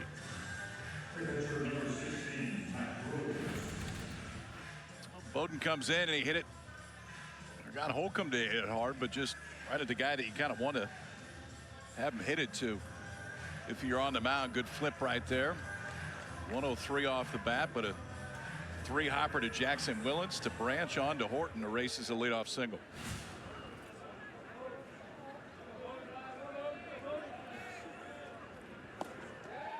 Half swing and a miss for Mac Rose.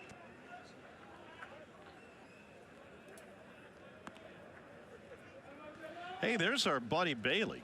Do we get a lunch update? We're working on one. Okay. He went orange peeled chicken every day of the 23 tournament, and they won the whole thing. Now, we're hoping that Colin Barzy, who had an upset stomach this afternoon and unable to go, did not follow Bailey's lead. That's a lot of pressure on Bailey.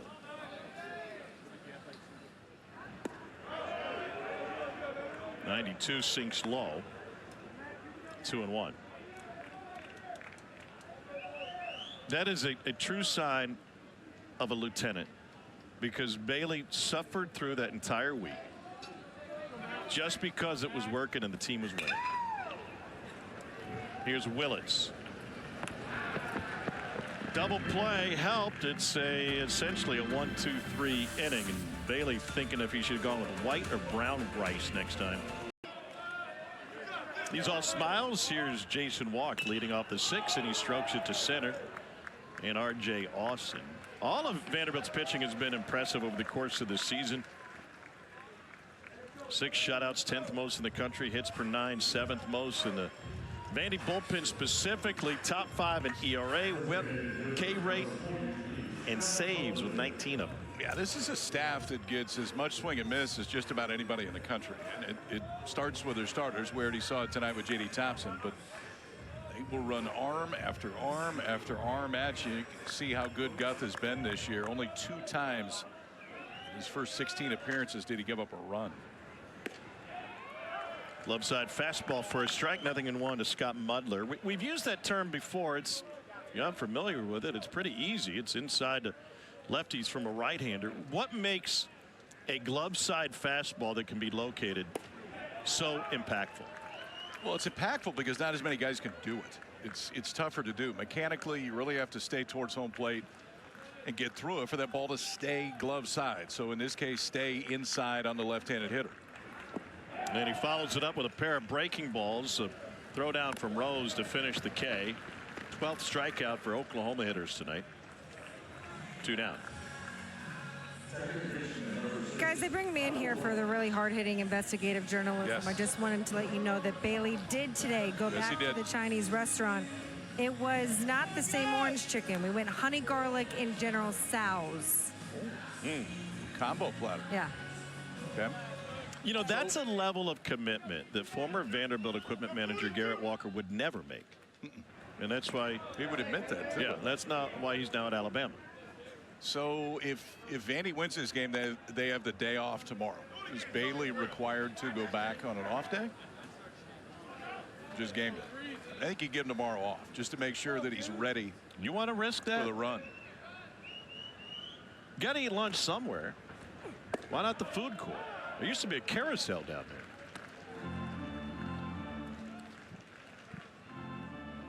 Ball and a strike to Kyle Branch. He's 0 for 2, couple of strikeouts, one looking, one swinging.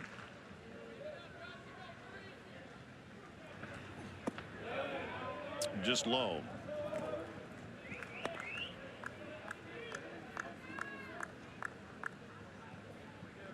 Twelve Ks per 9 innings pitched on the season for this Vanderbilt staff. They have matched that number with 2 out in the 6th.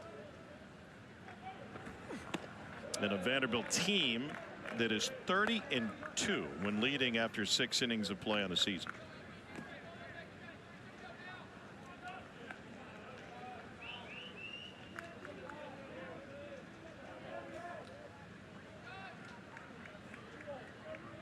Here's the 3-1. And the inning continues as Kyle Branch reaches for the first time tonight.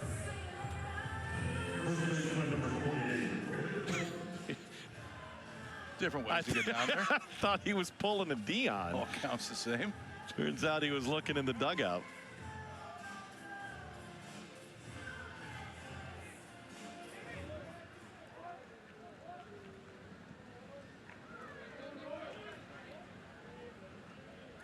Braden Horton is 0 for 2. Got that as a slider? Yeah, not every slider is created the same. It's got a little bit more down to it. Not as much side to side.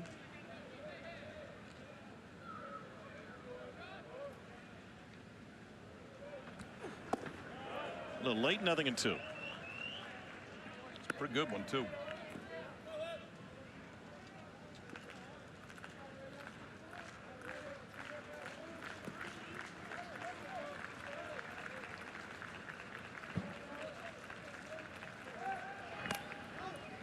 For Guth this year, swing and miss percentage on the slider against righties 50%. The average is well below 40 in college baseball. Against lefties 71%. That's bueno. Wow.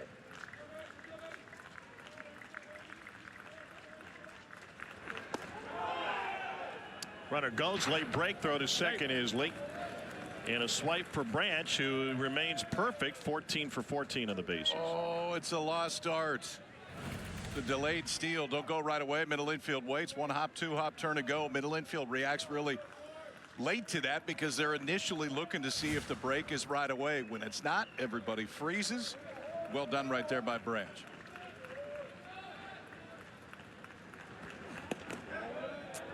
Inside with a fastball, 2-2.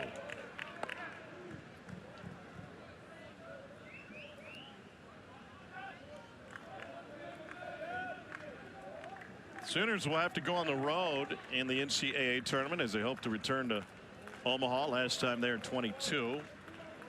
2-time national champions. Grounded to first, picked up by Nelson, kind of flipped the glove to get underneath that one. A walk and nothing doing. One stranded for the Sooners. 5-1 Vandy. He has those too. He has a lot of different things hanging on the wall. We're in Norman earlier this season, and we're going to talk some baseball. He just wanted to talk about his visit to King Ranch.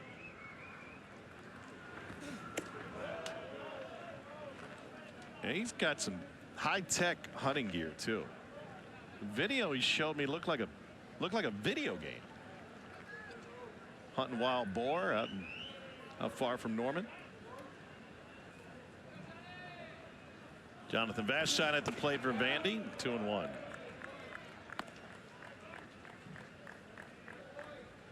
Chris, that was a big snake, but anything with a rattle on it doesn't have to be that big to scare me. Just stay away. I'm out on snakes. I asked how he killed it. He said I shot its head off. I mean, duh. 2-2.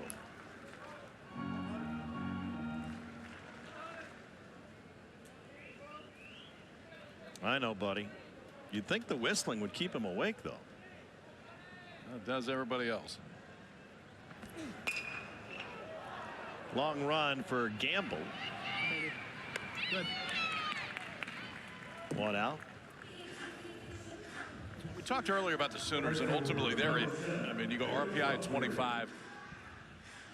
2 games under 500 in the league, but against that RPI top 50, right about 500.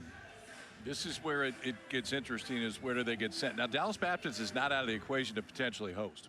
And TCU is not exactly a lock right now either, but they will go to one of those two if they host, and Oklahoma State may just go to the other one. Late jump for Walk, dives and makes the catch. Incredible closing speed for the highlight catch from Jason Walk in center. Oh, speed doesn't slump. You can freeze right away like Walk does. Now go. Now go. Puts his head down. Direct route to it. Lays out. Finishes perfectly right there. Uh-oh. Uh-oh. I don't think we're going to take a look at that, but if so, there may have been a little discussion instead.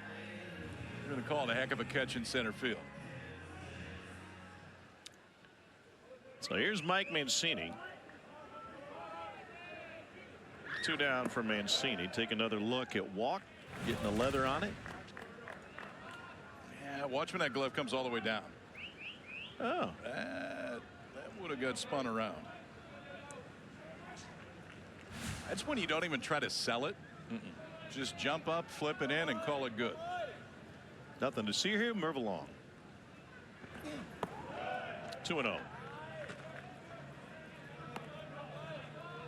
I wonder if OU fans would want to see Oklahoma State in the postseason. If they want to see a Bedlam version in a neutral ballpark, whether that be DBU or elsewhere. They beat them head-to-head in one matchup. They used to play 3 games a year throughout the state. Conference. Well, yeah, and they'd always play a conference league too. So, yeah, this year just won at Oklahoma State. I think they played Bricktown. They played at Tulsa, and I don't remember where the third one was. Yeah, it's kind of like Clemson, South Carolina. Yeah, they're bouncing around, bouncing around. I mean, to your point, I think it'd be good for the state. I mean, it's a rivalry that's been there forever. This year was just one game in the middle of the week. Ball 4. Did you call that game? I did. 4-pitch walk to Mancini, and we go back to the top of the order in Ruston Rigdon. I went to a Bedlam game at the Tulsa ballpark years ago, and it was jammed. It was absolutely about the size of this from an attendance standpoint, not from a structural standpoint, but ended up with, on the way out, one of those huge garbage bags full of popcorn. You're the guy that actually takes that when they offer it? They didn't offer it, number one, but my buddy absconded with it. We got in the rental car. I forgot about it for 2 days, and then when I pulled back into Will Rogers Airport on Monday morning, I just left it in the back seat. Oh, dribbler up the line, foul. It's foul. It's foul. But man, what a great baseball state. Oh yeah. It matters there. I love it. Yeah, and it's not just the Division I level. I mean, JUCO baseball is extremely powerful in the state of Oklahoma. OCU used to be a great NAIA program.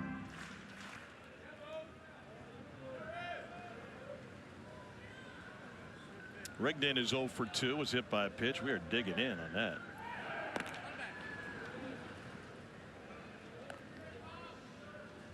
He is focused. Yep, we're done.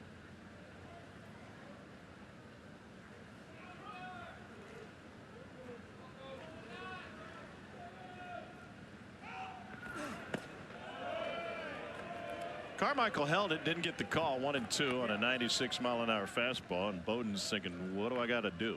Put it on a tee?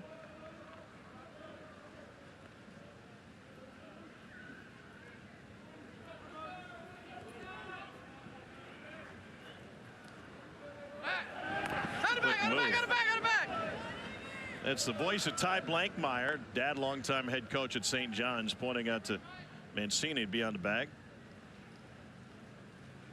The communication the base coaches share is very rarely able to be heard. We got the bases mic'd up, though, and our audio people give us everything. There goes the runner, and head first slide. And a stolen base for Mancini, his 16th in 18 tries.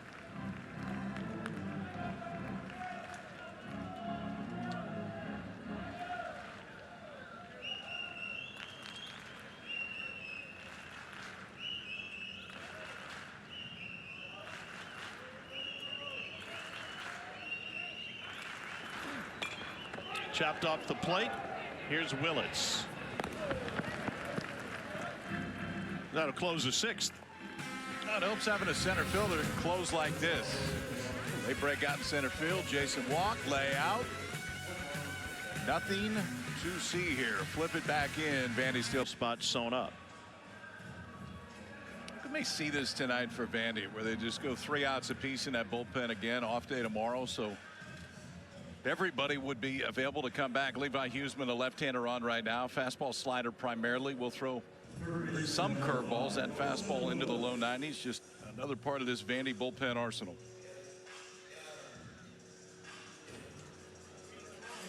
Eleven Ks for J.D. Thompson over 5 innings.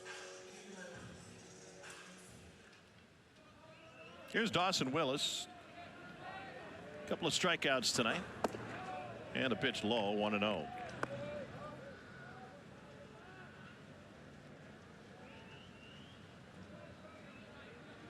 Louisiana native will see LSU tomorrow. Dawson's dad, Chris, played football at La Tech. His mom, Mandy, also ran track there. And his brother, CJ, stayed in state to play for the Ragin' Cajuns on the diamond. 1-2. Speaking of Louisianans, our buddy Ben McDonald is with the Orioles in Milwaukee. Put out a video the other day. He went down Bernie's slide. You know, he's always wanted to follow in your footsteps. Yeah, well, took him about 20 years, but it's all right. Took a ride down that one time, too. It was a little quicker than I thought it'd be.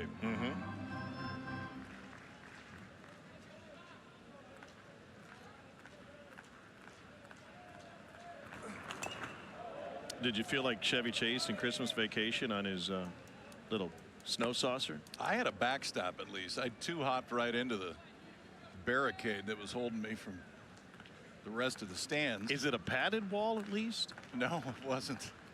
No. Once is enough.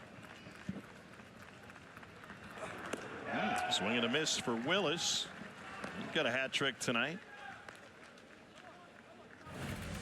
Intentionally right there, similar as what we saw J.D. Thompson doing earlier in this ball game at a starting role. Now out of the bullpen, Levi Huseman, the lefty, gets in a plus count. Goes upstairs again. That's 3 strikeouts in the night for Willis. Everyone in this lineup except Jason Walk has struck out tonight for OU. It's 13 total for Vandy. Well, his last name is Walk. Gamble's K'd twice. He's 0 for 3. And he sends this one into left field. Holcomb has it. 2 down. A lot of amenities here at the ballpark at the Hoover Met. The Finley Center just adjacent to it has all sorts of entertainment options inside. The Fan Center's available for free all weekend. But I'm thinking, there's the Finley Center. The one thing that we're missing is a replica Bernie slide here inside the stadium. Do you think that'd be a good move? I mean, kind of adding something every year, so put that in the suggestion box. I'm sure they've got one on the way out. Easton Carmichael is 1 for 3.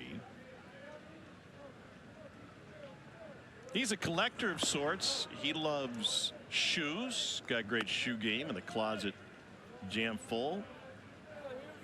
And candles. Shoes and candles. Natural combination.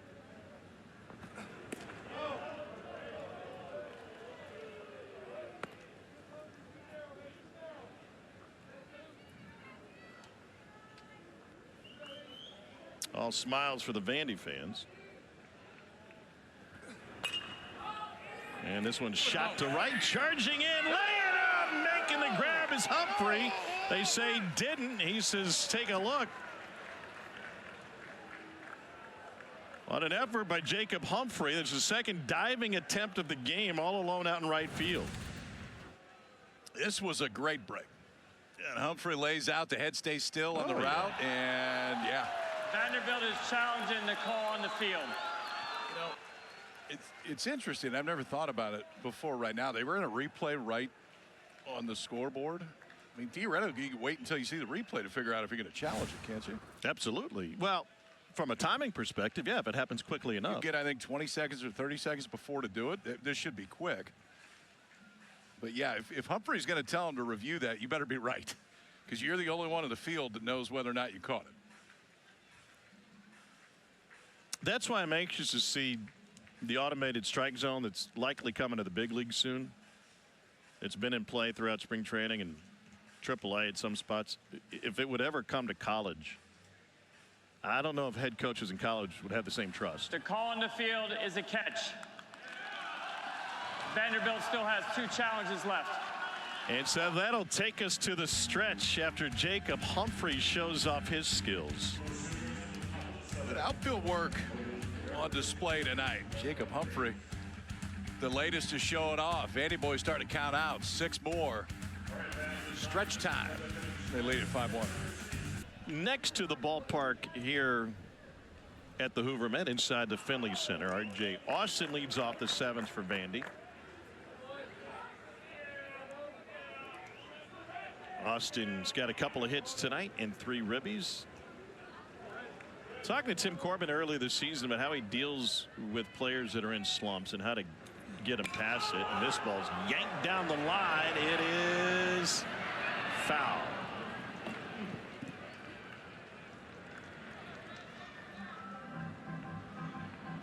And he referenced some of the great players that have been through slumps, and this is how close he was. And so, you know, Alex Bregman went through it when he was in the SEC. Usually, especially within the Vandy program, Corb said, we have upperclassmen that can then take you under the wing and show you the light at the end of the tunnel. But that doesn't happen when it's an upperclassman in the slump. So Tim Corbin took on that responsibility himself. And if you've been around Corb's, you know his MO. It's not, I don't want to say it's not always about baseball. Sometimes it's rarely about baseball. Hot shot handled by Willis. 1 down. He's seen just about everything in his time at the helm of the program. First that I can remember that had the classroom that they would regularly use, and there's scouting reports and things that go on there, but there's a lot of things that are just about life in general, and something that Corbs has done from day one. Eric Bakich has done a lot of that since he's gone to Creighton, former assistant with Corbs at 2 different stops. Here's Riley Nelson. I remember years ago I was talking with former Vandy pitcher Mike Minor when he was with the Braves, and I said, what kind of coach was Tim Corbin? What did you learn? He said, don't laugh. He said, I learned dental hygiene and how important it is to make my bed every day. said that helped make me a big league pitcher. Not always about baseball, but he's won a lot of baseball games. I mean, we talk about building a program. Look at Vandy historically before he got there. They've been to regionals 3 times and have played the sport over 50 years. Since then, it's been one of the most consistent programs in the country, and he's raised the trophy in Omaha twice. Longest postseason streak in the game, 18 straight.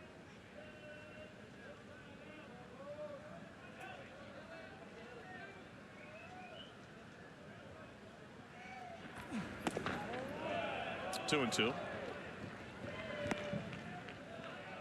One of the secrets to Vandy's success is the players' locker room, the pro players' locker room. Guys come back in the offseason, get their workouts in. They have a space all to themselves. And Corbin was talking about it recently. And this one served into left center field. And a base hit for Riley Nelson, his second of the game. He said, I kind of think of it like a parent.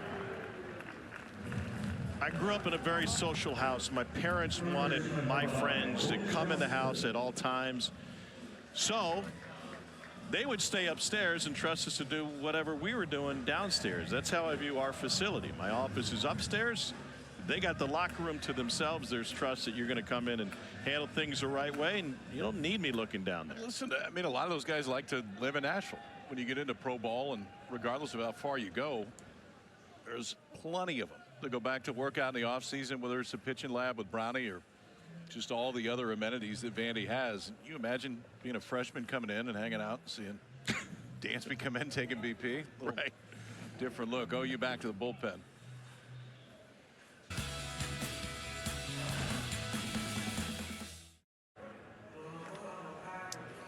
Here's Reed Hensley from Lufkin, Texas. 6-foot right-hander. The senior enters the game for the 21st time this season. 4-1 with a 2.73 ERA. More strikeouts in innings pitched for Hensley.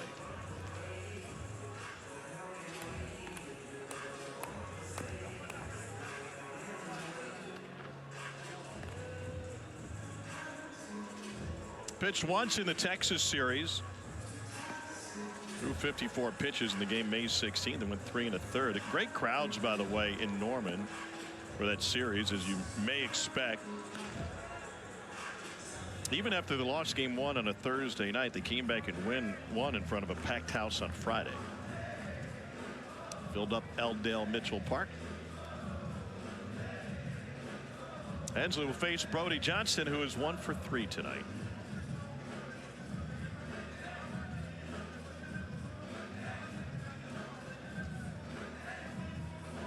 Johnson started the 5th inning off with a single.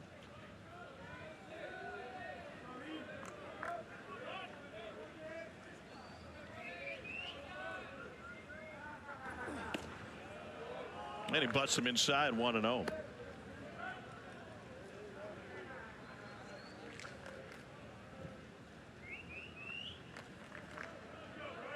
Out of Ooltewah, Tennessee, Boyd Buchanan School. He was really aggressive when he started the season. And now there's been a little bit more patience to his at-bats.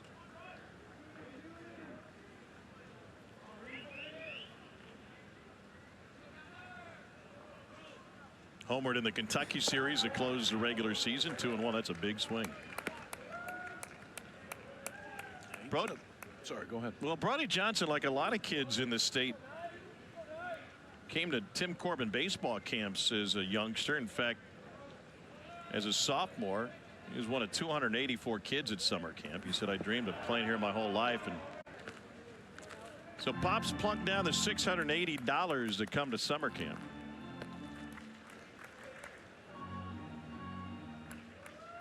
Probably make that back. Say that qualifies as a good investment.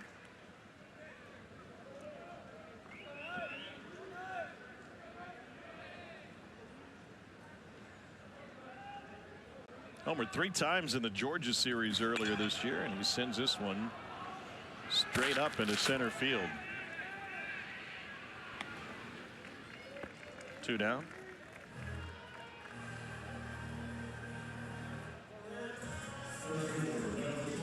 Tim Corbin is a great leader. He was the #1 lieutenant to his wife, Maggie Corbin. She really runs things. And she keeps score every game. I love that people still do that. I would bet it's perfect. There is no doubt. Cleaner than yours. Braden Holcomb at the plate with 2 down. And just past the reach of Willis into left field. Nelson heads to third. They're going to wave him home. Tim Corbin got the windmill going. The throw home is high. That's airmailed. Great job backing up. And Braden Holcomb ends up at third thanks to a 2-out RBI double.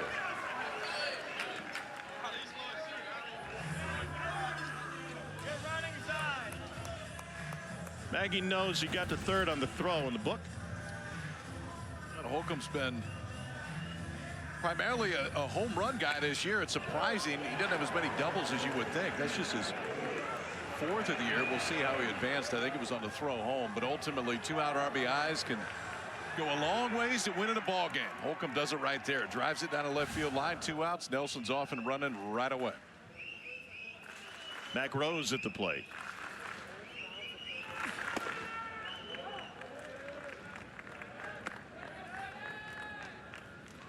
Rose looking for his first hit. A couple of ground outs and a hit by pitch.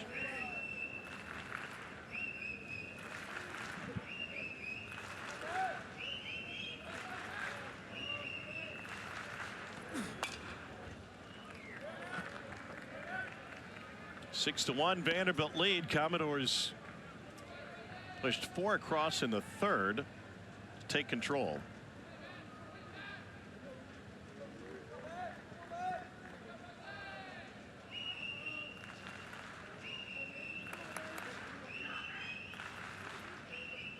Oh, 2.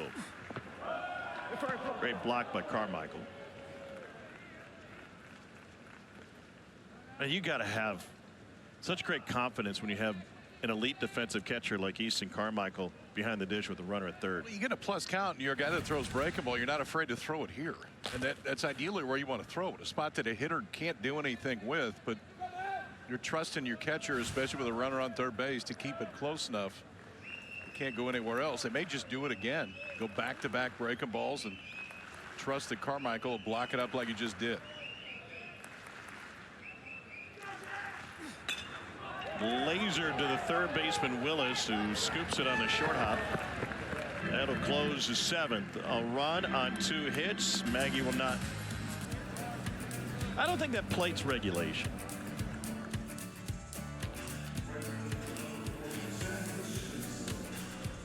6 to 1 Vandy. We'll get things started tomorrow afternoon with the Rebels and Razorbacks. That's a pretty good day of baseball tomorrow. Yeah. Rebs, Razorbacks to get things started. Aggies and LSU in the nightcap.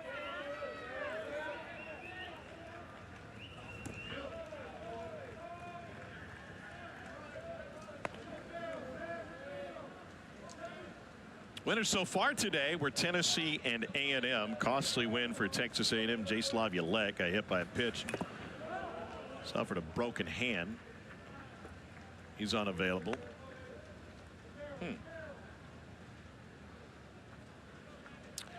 Oddly enough, that's what we do in between innings up in the booth. Your hair has never looked better. Thank you. 1 and 2. Sam Christensen. No, you cannot participate. Know your role. You are not a hairbrusher, sir. Take a seat. 2 and 2.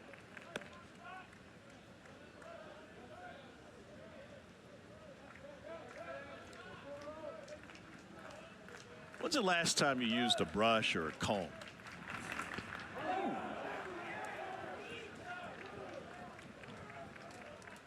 It was a bit ago. Okay. I don't think it'll ever happen again. That was loud. Look at tournament headlines. Aggies trying to keep their season alive. They get number 3 LSU Friday night under the lights. Extra innings for Tennessee to dispatch Texas. And we get our quarters tomorrow. You got Tennessee right smack dab in the middle of a host discussion right now. But today definitely helped. Knock off Texas, the RPI is going to get better. All the other metrics are going to get better. So Vols with the day off tomorrow. I think it's going to take a couple wins when they got here. They've got them so far. I'd like to present an argument. Okay. Hear me out. Jackson Willits is 1 for 2 tonight. Tennessee only lost 4 home games all of last season, right? They lost 5 SEC series at home. They love you to the 4. Okay. Given the aura around that team and the energy, is it possible that they'd be better off going on the road in the regional round? I still don't think so. I still think you'd rather play at home. Here's the difference, too. I mean, if you go on the road, you're at 2. If you stay at home, you're at 1. Sure. Which gives you more flexibility to do what you want to do game 1, potentially on the mound. So, no, I mean, I understand the potential reasoning for it this year, but I'd still rather be at home in a 1. Great range by Rigdon, and he makes a play at first. Rustin Rigdon only moved over to second base for the start of the Tennessee series, and he's been magnificent. He's not really shaded that way either. I mean, he was playing a little bit more up the middle. Backside line drive right there by Willits, goes and gets it, takes a peek, but knows that just get it out right there, and they get Willits for the first here in the 8th. Here's Jason Walk. Learned something about Jason. I was listening to my favorite Oklahoma podcast, the Oklahoma Baseball Experience. Jason Walk, quote, not a vegetable guy.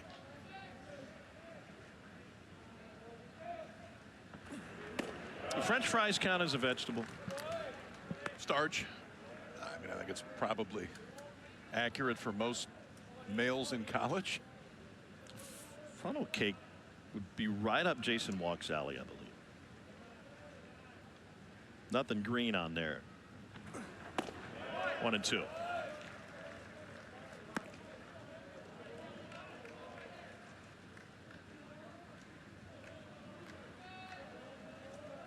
Here's the danger. Show up at the ballpark for SEC After Dark as the crowd thins a little bit. You're going to end up on TV.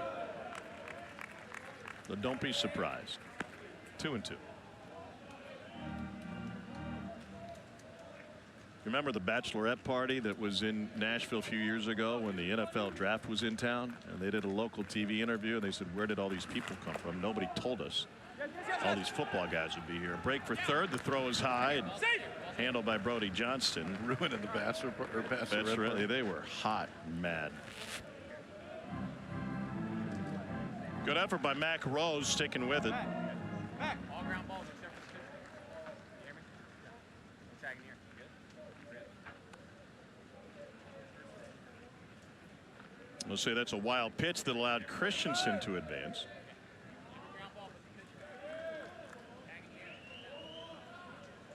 I'd love the audio we get. You can hear Russell Rayleigh talking to Christensen about when he's going to go, and be careful if it's a ground ball to the pitcher.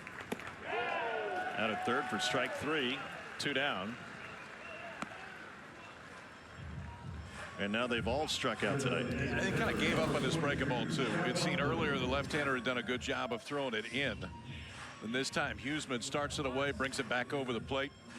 Walker, who had seen a few in on his hands, takes that for a strikeout. Now everybody in the starting lineup for the Sooners has struck out at least once tonight.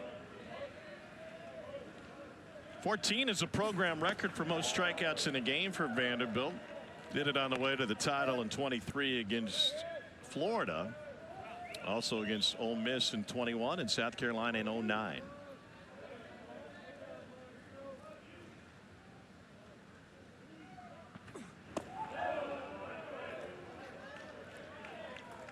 Vanderbilt came in leading the country in strikeouts per 9 innings pitched at 11.9. That will go up after tonight's game.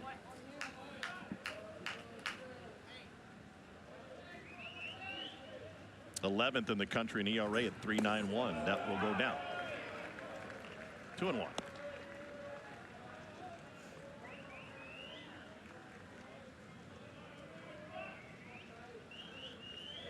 Scott Brown, the pitching coach.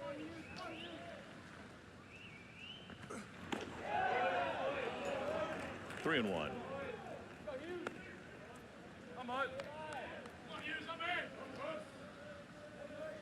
J.D. Thompson got the ball rolling, and the pen didn't stop.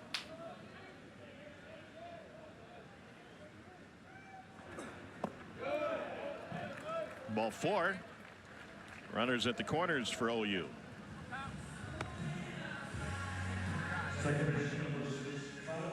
OU's a swing away from getting right back in this thing.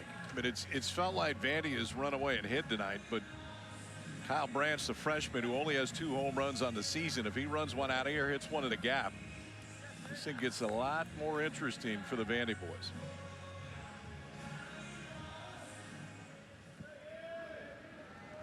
A couple of strikeouts and a walk for Branch tonight.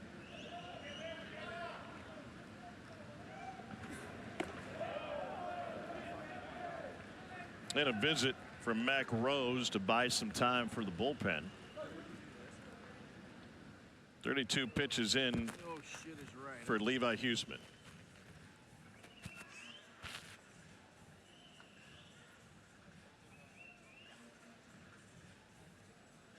How do you think Todd Butler feels about it? Probably mixed emotions. See if Huseman can find it right here. I mean, if you're Vandy, I think you're probably going to go somewhere else in the 9th, but I think you'd like to avoid making a mid-inning pitching change if you can. And I was dead wrong. 3 steps out, Tim Corbin's pointing to the bullpen, and they will make that change right here. Branch will face a new Commodore. I would say about the next pitcher up after this. Kins 35-2 when leading after 7. Well, the guy that brought in is one of the reasons why. Sawyer Hawks had a big time year out of this Vandy bullpen. We're talking about the depth, and he may be the best that they've got. Big old right-hander. Run the fastball into the mid-90s. Good slider to righties, good changeup to lefties, and ultimately, I would think if you're bringing Hawks in right now with the off day tomorrow, you're probably just fine with him finishing the ball game, getting the last 4 outs. Scott Brown looking down at his notes, but he's happy when he looks out. See Sawyer Hawks in this ball game. And he inherits a 1-0 count for Kyle Branch.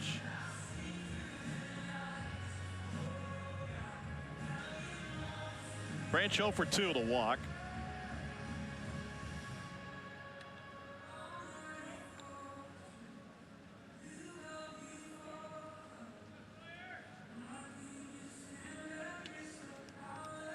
Freshman from Lucas, Texas, out of Lovejoy High School.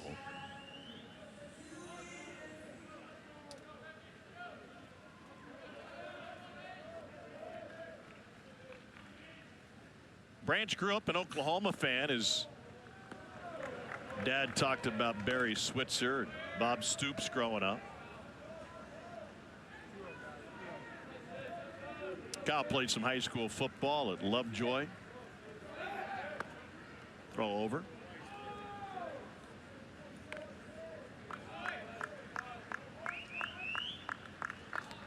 Brandon Kane is a pinch runner at first, running for Mudler.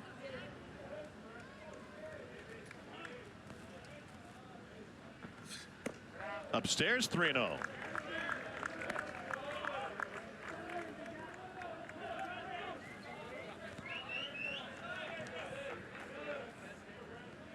Kane held by Riley Nelson.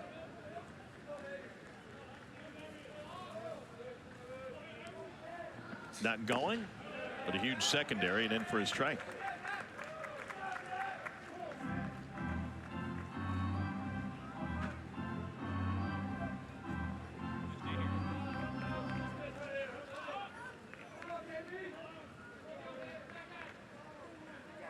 Two strikeouts and a walk for Branch today. And he draws a walk. You said it might get interesting. It really might get interesting now. OU now loads them up. Brayton Horton, who had a good offensive night just a few days ago, a chance to change some things here with one swing. Bases loaded and 2 down. Horton's looking for his first hit. 0 for 3 with a strikeout.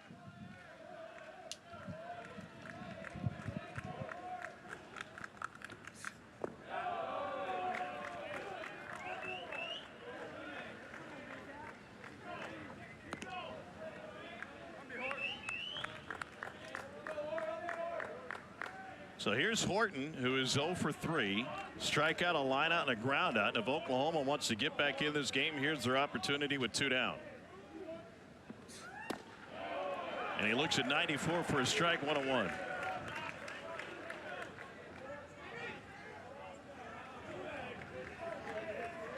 Horton has 1 home run in this season.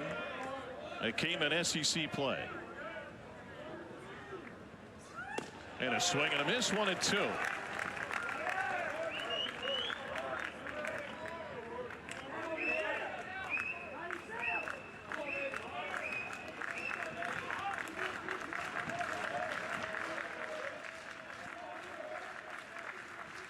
Here's the 1-2 to Horton. Upstairs. We come back with here. I mean, the swing on a slider looked like he didn't really like it right there, and I think Hawks has the comfort to throw it in a 2-2 count even with the bases loaded. Mid-90s fastballs played pretty well this year too. Here's the 2-2. Just slow it in. Full count now. Nowhere to put him with 2 down. Everybody be off and running. Oklahoma trying to create some chaos here in the 8th. Dawson Willis represents the tying run on deck, trying to get to him through Horton. Here's the payoff. Swing and a miss. Hawks goes to the fastball. And Oklahoma leaves the bases loaded in the 8th. Well, the one they probably trust the most out of this Vanderbilt bullpen comes in, creates a little bit more chaos of his own, but then leans on that mid-90s fastball to get the Vandy boys out of a jam. That'll get them on their feet as we head to the bottom. My favorite part of this event is falling asleep late at night after a long night at the ballpark with SEC now on, and then waking up in the morning and it's still on. There it is again. I think those guys are just turning in overtime. Here's Dylan Tate out of the St. Louis area, Eureka, Missouri. And it is indeed late. We're pushing midnight on the East Coast.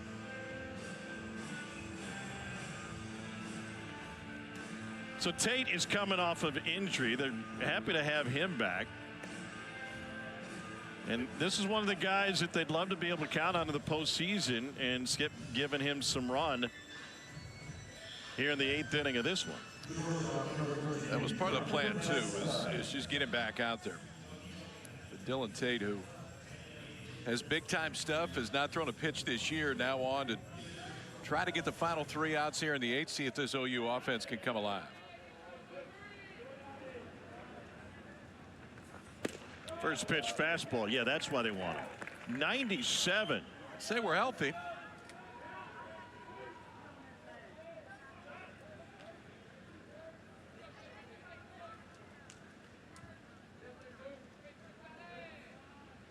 Winner gets Tennessee on semifinal Saturday and backs up 97 with another.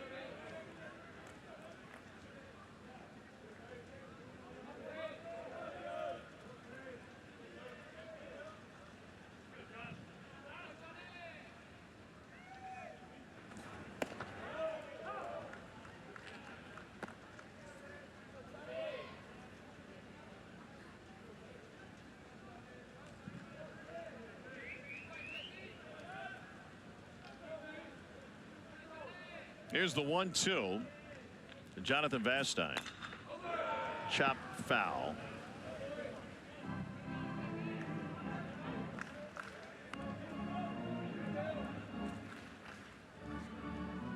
You know, we've talked about this within the league over the years.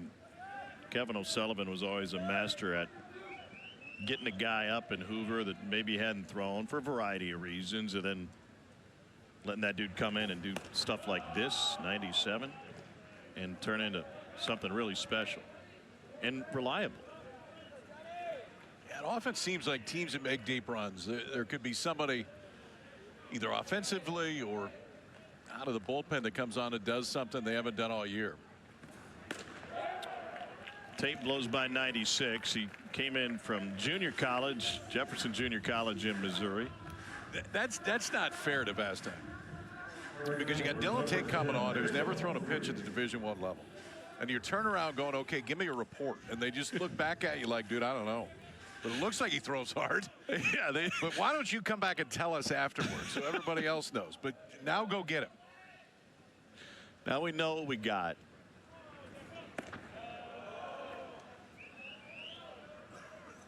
Oklahoma's pitching was magnificent first couple of outings this tournament. Pitched to an ERA of just 1. But middle of the pack in the league over the course of the season, a 4.49 ERA, 7th in the SEC. Tate should provide some great depth. Horton. Here's a who, and he puts it away, 2 down. And that'll bring Mike Mancini up.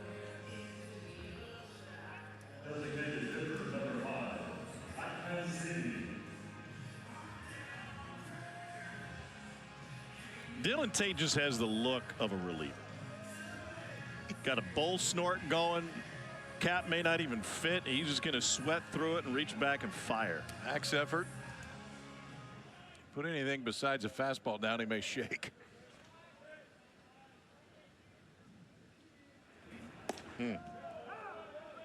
Left side 97.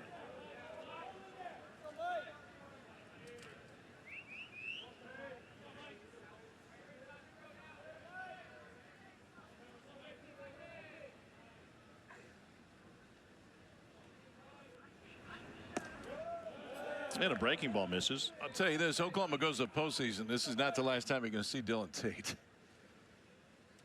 Come on and mix these two things in. Upper 90s fastball. The slider's got good movement. He will be back out there for Skip Johnson.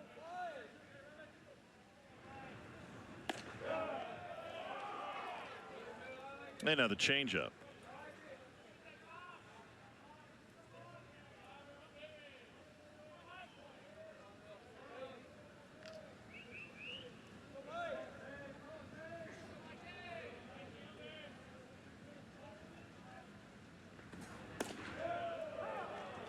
Two and two.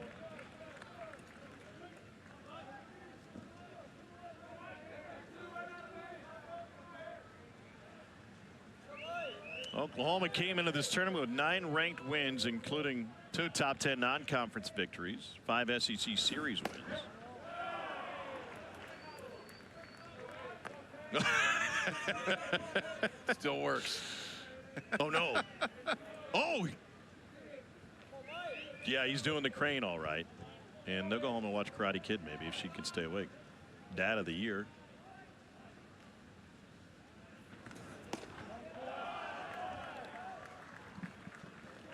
Two-out walk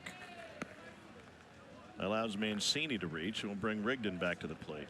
Second baseman number 19, Rigdon. Rigdon's got an RBI ground out but doesn't have a hit. He's 0 for 3 with a hit by pitch.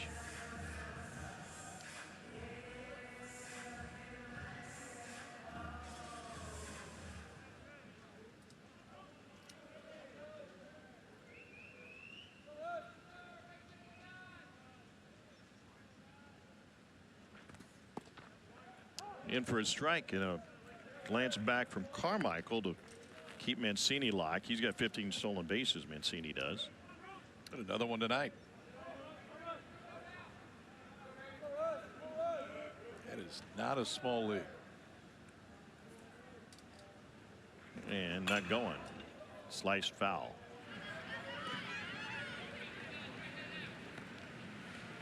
So remember the AstroTurf fields of the 80s? Kind of went away, big leagues, but Kansas City was one of them. Toronto had the same look where it was just Played in the Astrodome. all just the dirt cutout. Mancini's lead would have been so great that he'd been standing on turf instead of dirt. With both feet.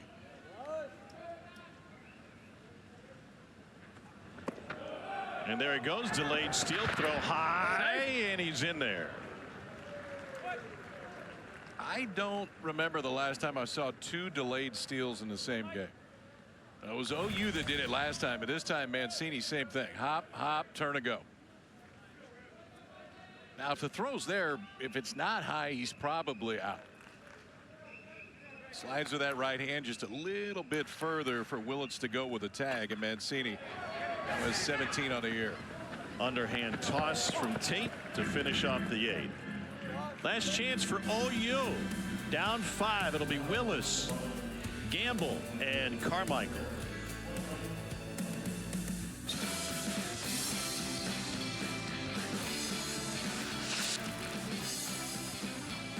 Good week to be a ticket broker with these teams remaining. Last chance for OU. Dawson Willis got a hat trick going.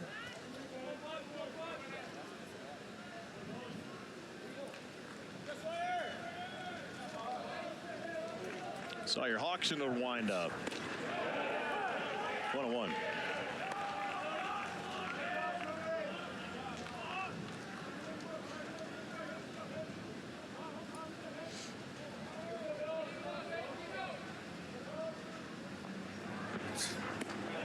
Bends it in for a strike.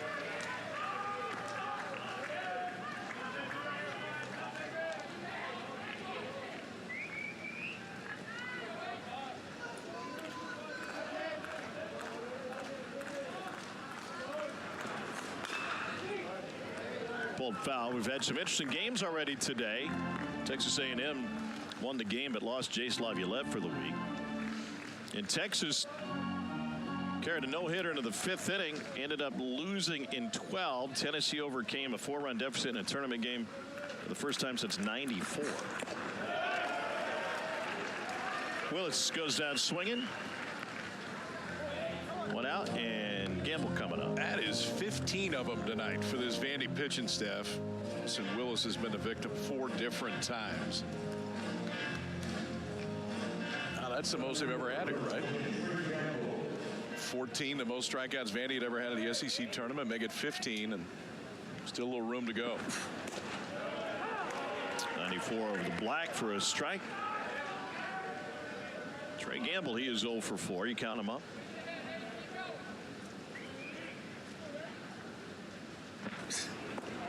Nothing at 2. The curveball. You had to count twice, didn't you? That's 60. Maybe I'm bad at counting. That's a lot of them. You're right. 16, 11 for Thompson. Guth had 1. That's a foul ball off of his foot.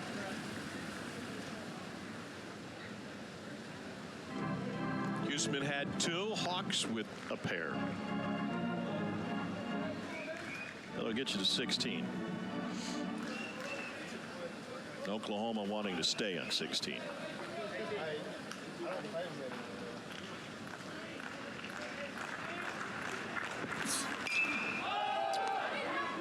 Holcomb trying to cover some ground, gets underneath it. Great hustle, lost the hat, found the ball, 2 down.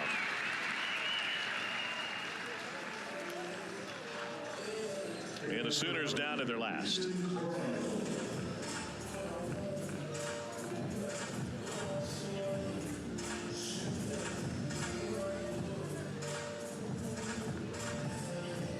Here's Easton Carmichael.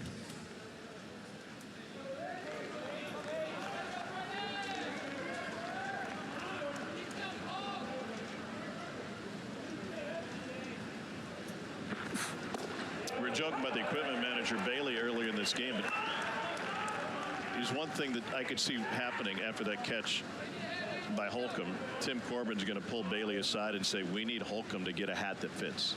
That's how detail-oriented Tim Corbin is. He didn't miss anything, that's for sure. Vandy boys swinging the bats pretty well coming into this one.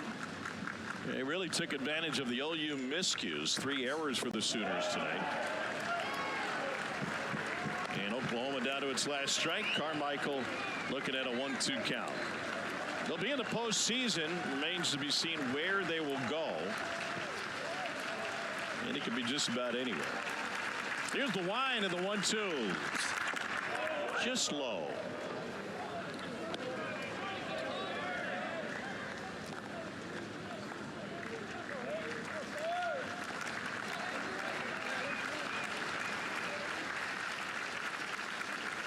Oklahoma will go through their 3 games without, well, they didn't allow a home run last time. They allowed 3 extra base hits tonight. And the pitching staff did its job. The defense did not. Full count now. And the bats really didn't get going tonight. Sooners have been limited to 2 hits. Payoff on the way. Swing and a miss, and Vandy will move on to renew its rivalry with Tennessee. 17 strikeouts on the night. That's a program record for SEC tournament action. J.D. Thompson, the winner, to 5-5. Crossland took the loss to fall to 4-5. And a game that clocked in at 3:12. Saw the depth of this Vandy pitching staff. It's one of the big reasons why